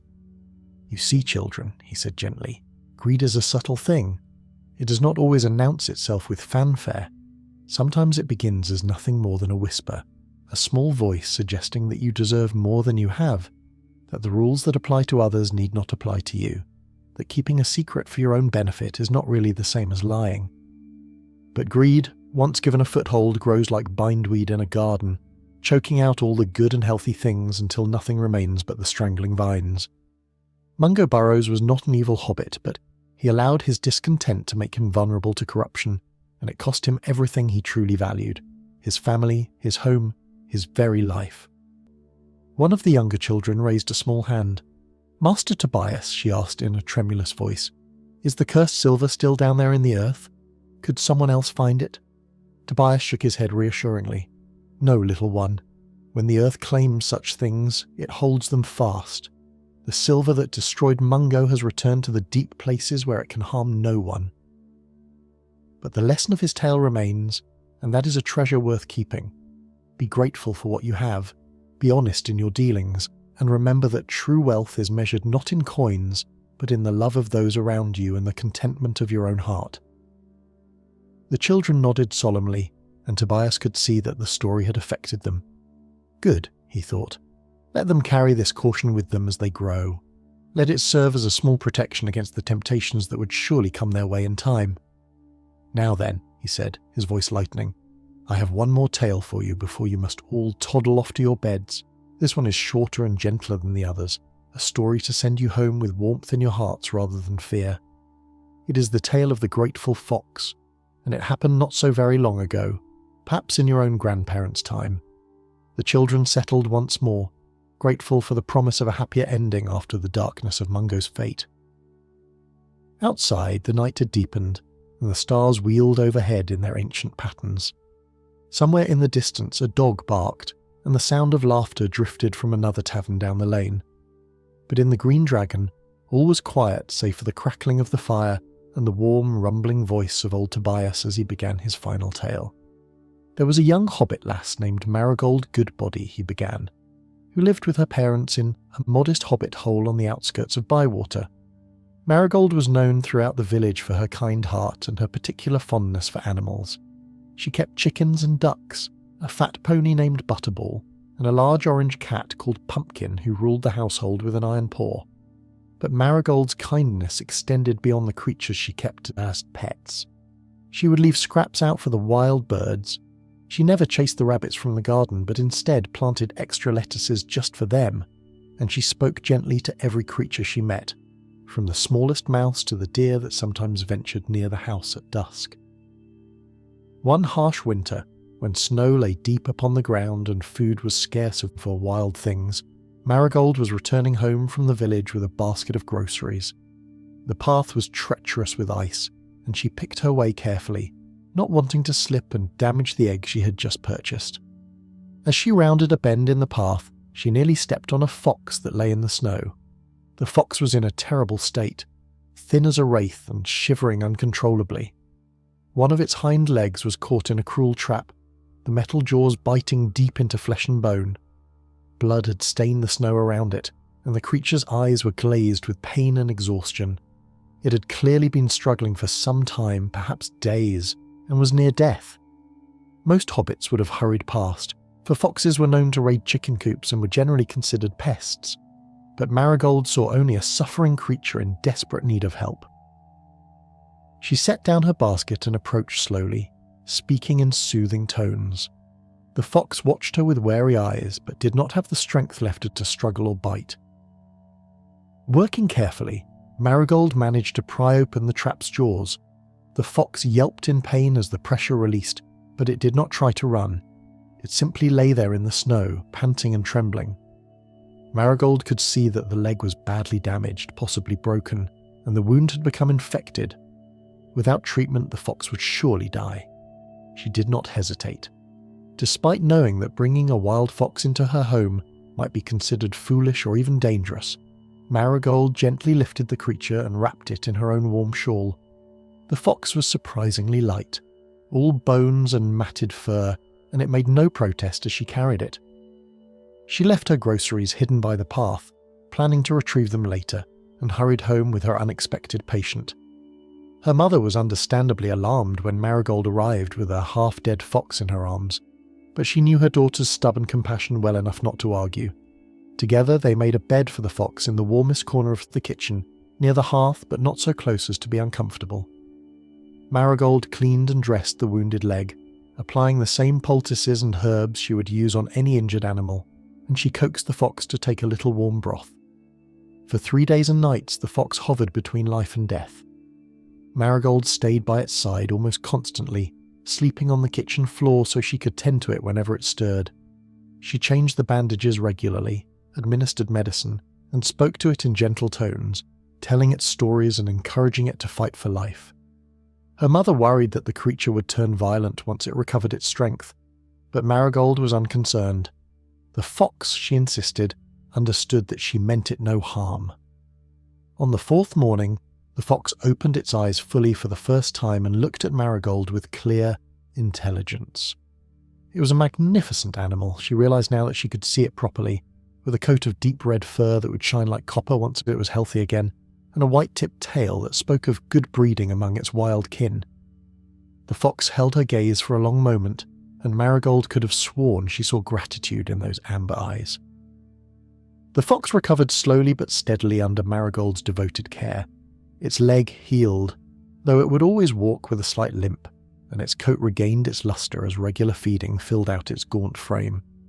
Pumpkin the cat, surprisingly, took to the fox as though it was simply another member of the household, and the two could often be found curled up together by the fire. As the weeks passed and winter began to loosen its grip on the land, Marigold knew the time was approaching when she would have to let her patient return to the wild. One morning in early spring, when the first crocuses were pushing through the melting snow and the air held the promise of warmer days to come, Marigold opened the kitchen door and stepped aside. The fox, which had been pacing near the entrance as though sensing the change of seasons, looked at her questioningly. "Go on," Marigold said softly, though her heart ached at the prospect of parting. "You're healed now, and the wild is calling you home. You must go and live the life you were meant to live." The fox padded to the doorway and paused, It turned back to look at Marigold one last time, and then it did something extraordinary. It bowed its head low, almost to the ground, in what could only be interpreted as a gesture of respect and gratitude. Then it was gone, a flash of red disappearing into the awakening woods. Marigold went about her life, and though she missed her unusual companion, she was glad to know it was free and well. Spring gave way to summer, and the garden flourished under her care. She thought of the fox sometimes, wondered where it had gone and whether it remembered the hobbit lass who had saved its life, but she expected nothing in return for her kindness. The act of helping had been its own reward, but the fox, it seemed, had not forgotten. One morning in midsummer, Marigold woke to find a freshly caught rabbit laid neatly on her doorstep, its neck cleanly broken in the manner of a skilled hunter. She recognised it as a gift, though from whom she could not be certain. The next day there were 3 plump quail. The day after that, a string of fish from the river. The gifts continued throughout the summer and into the autumn. Sometimes they were game birds or rabbits, sometimes fish, and occasionally something more unusual. A honeycomb carefully extracted from a wild hive, a basket of rare mushrooms, once even a small leather pouch that must have been dropped by some traveller and contained a handful of copper coins. Marigold never saw who left these offerings, but she knew. The fox was repaying her kindness in the only way it could, by providing food for her family as she had provided food for it during its recovery. Word of the mysterious gifts spread through Bywater, and some hobbits suggested that Marigold had stumbled into the favour of some woodland spirit or fairy folk. Others, more practical, assumed she had simply discovered a good foraging spot and was being modest about her success. But those who knew Marigold best suspected the truth. The animals of the forest had long memories, and kindness given freely was never forgotten. Years passed, and Marigold grew from a young lass into a mature hobbit, respected throughout the village for her healing skills with animals and her gentle wisdom. She married a kind hobbit named Tolman Barrows, and they had children who inherited their mother's compassion for all living creatures. The gifts from the fox continued sporadically throughout her life, becoming less frequent as the creature aged but never stopping entirely. One winter evening, when Marigold was old and her hair had turned silver, she heard a scratching at her door. She opened it to find the fox on her doorstep, ancient now and moving stiffly, its muzzle white with age and its eyes dimmed. It looked up at her, and she knew immediately why it had come. The fox was dying, and it had returned to the place where it had once been saved, perhaps seeking the same gentle care in its final hours. Marigold did not hesitate. She lifted the old fox, lighter even than it had been on that snowy day so long ago, and brought it inside. She made it comfortable by the fire, wrapped in the softest blankets she owned, and sat beside it as she had done all those years before. The fox laid its head in her lap and closed its eyes, its breathing growing shallow and peaceful. As dawn broke over the Shire, painting the sky in shades of gold and rose, the fox took its last breath. Marigold wept quietly, stroking the still warm fur and remembering the frightened, injured creature she'd found in the snow, the beautiful, healthy animal it had become, and the faithful friend it had proven itself to be over the long years. She buried it in her garden, beneath an apple tree that had grown from a seed planted the spring the fox had returned to the wild, and she marked the grave with a smooth river stone. In the years that followed, that apple tree bore the sweetest fruit in all of Bywater, and even in the harshest winters, it never failed to bloom in spring. Some said it was because of the rich soil in Marigold's garden, but those who knew the full story understood it was something more, a final gift from a grateful friend, beauty and abundance growing from the ground where kindness had been laid to rest. Old Tobias fell silent, and for a moment, the only sound in the Green Dragon was the soft crackling of the dying fire. The children sat quietly, some wiping tears from their eyes, others smiling at the bittersweet beauty of the tale. Outside, the church bells began to chime the hour, and parents could be heard calling for their children from various points around the village. "And that, my young friends," Tobias said softly, "is why we must always be kind to the creatures we share this world with, great and small. You never know when a small act of compassion might forge a bond that lasts a lifetime, or when the life you save might prove to be your most faithful friend." The fox and Marigold both understood something that too many forget, that kindness creates connections that transcend the boundaries between different kinds of beings, and that gratitude, when genuine, endures beyond even death itself. The children began to stir, gathering their belongings and preparing to head home. But they moved slowly, reluctant to leave the warm cocoon of Storie and firelight for the cold night outside. Tobias watched as the children slowly gathered themselves, their faces still soft with the emotions the stories had evoked. He knew this feeling well, the pleasant melancholy that comes from hearing tales that touch something deep within the heart, stories that remind us of truths we knew but had perhaps forgotten. One by one, the young hobbits came to thank him, their small voices earnest and grateful. "Thank you for the stories, Master Tobias," said young Poppy Bolger, dropping a curtsy. "I shall think of Primrose Took whenever I walk by the brook now, and I promise to listen more carefully to what the world is trying to tell me. And I shall never be greedy like Mungo Burrows," piped up a small lad named Fredegar, his eyes still wide with the horror of that cautionary tale. "I shall be grateful for what I have and never wish for more than my share." Tobias smiled and patted the boy's curly head. "That is a worthy resolution, young Fredegar," he said. "But remember also to be kind to yourself. There is nothing wrong with wanting to improve your lot through honest work and fair dealing. The lesson is not to avoid ambition entirely, but to keep your desires in proper proportion and never let them lead you to dishonesty or cruelty." As the children filed out into the night, calling farewells over their shoulders, Tobias remained by the fire, adding one more log to keep the coals alive a bit longer. The innkeeper brought him a final mug of ale, on the house as always when Tobias shared his stories, and the old hobbit sipped it slowly, savouring the warmth and the quiet satisfaction of a night well spent. He thought about the tales he had told, stories passed down through generations of Tooks and Bagginses and Brandybucks, tales that had been told by firesides just like this one since time out of mind. Each generation added their own touches, their own interpretations, their own emphasis on the lessons they deemed most important. The stories were living things, growing and changing even as they preserved the essential truths at their hearts.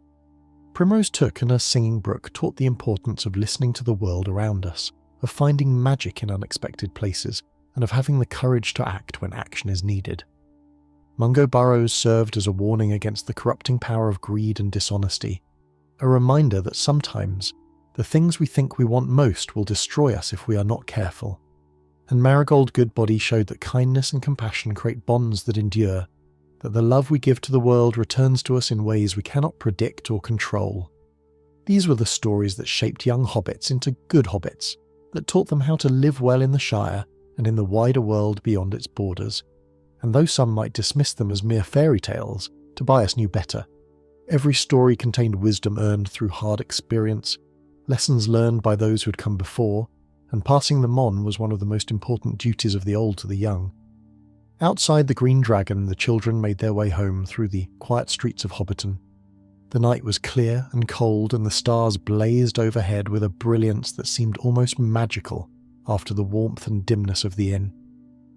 Poppy Bolger walked with her younger brother, holding his hand to keep him from stumbling in the dark. "Do you think the stories are true?" she asked him, not really expecting an answer but needing to voice the question that was tumbling through her mind.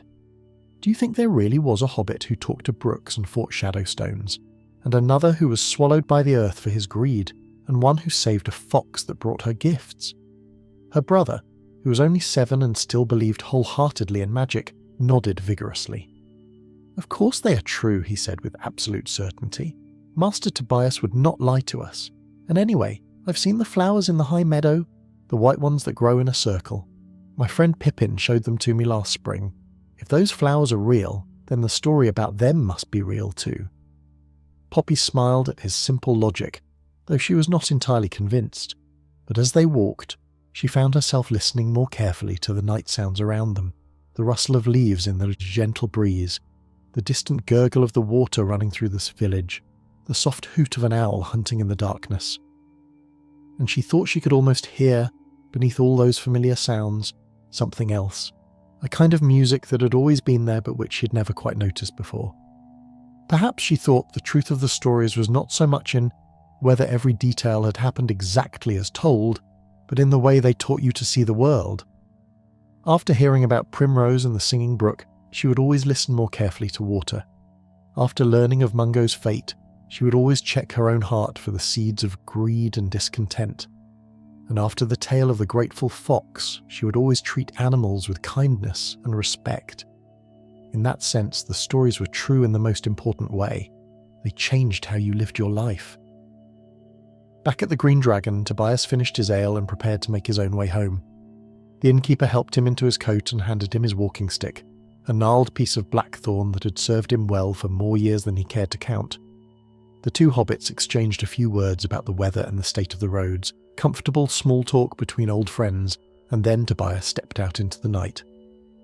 The walk to his hobbit hole was not far, just down the lane and up a small hill, but Tobias took his time, enjoying the clarity of the cold air and the peaceful stillness of the sleeping village. Lights still burned in a few windows, but most hobbits had already retired for the night, and the only sounds were his own footsteps on the packed earth and the occasional bark of a dog in the distance. As he walked, Tobias found himself thinking about all the stories he had heard in his long life, and all the ones he had yet to tell. There were so many tales preserved in the collective memory of the Shire, stories of brave deeds and foolish mistakes, of love found and lost, of mysteries solved and wonders discovered. Each one was a treasure, a gem polished by countless retellings until it shone with a lustre that no new story could quite match. He thought about the children who had listened tonight, their faces glowing in the firelight, their eyes wide with wonder and fear and delight. Some of them would remember these stories for the rest of their lives. Some would tell them to their own children and grandchildren, adding their own flourishes and interpretations. Some would forget the details but retain the lessons, carrying them forward into their adult lives without quite remembering where they had learned them.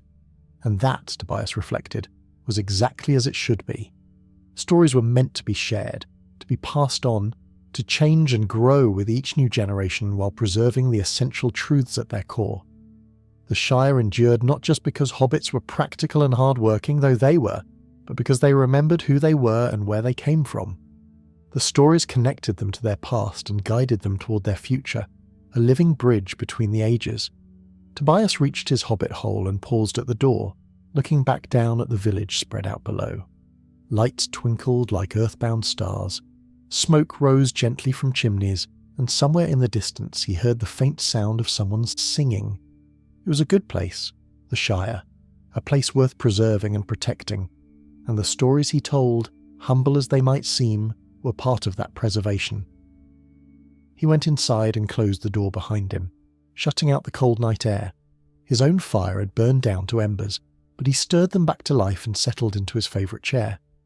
His old cat, a tabby named Whiskers who had been his companion for 15 years, jumped into his lap and began to purr. Tobias stroked the soft fur absently, his mind still full of stories and the children's rapt faces. Tomorrow night, perhaps, he would tell different tales. There was the story of the Green Man of the North Farthing, and the legend of the lost treasure of Michel Delving, and the curious account of the hobbit who could not lie. So many stories and so little time to tell them all. But that was all right.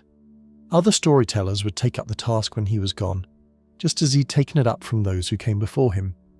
The stories would endure, as they always had, passed from generation to generation like precious heirlooms. Outside, the night deepened toward its darkest hour before dawn. In hobbit holes throughout the Shire, children slept and dreamed, their heads full of singing brooks and grateful foxes, of shadow stones and ancient guardians, of all the magic and mystery that still lingered in the quiet corners of the world. And in those dreams, the stories lived on, weaving themselves into the fabric of young imaginations, planting seeds that would grow and flourish in years to come. Tobias yawned and closed his eyes, the cat warm and heavy in his lap. He would sit here for just a few more minutes, he told himself, enjoying the warmth of the fire and the comfort of home. But even as he thought it, sleep was already stealing over him, gentle and irresistible. His last conscious thought was of stories, of all the tales yet untold, of all the wisdom waiting to be shared. And then he slipped into dreams where the brook sang eternally, where foxes bowed in gratitude, and where brave hobbits ventured forth to heal the wounded world, one small act of courage at a time. The fire burned low and lower, casting a warm glow over the sleeping hobbit and his cat. Outside, the stars wheeled overhead in their ancient dance, and the Shire rested peacefully beneath their watchful light. And in that rest, in that peace, the old stories dreamed themselves into new forms, ready to be told again when morning came and the world awoke to another day of wonder.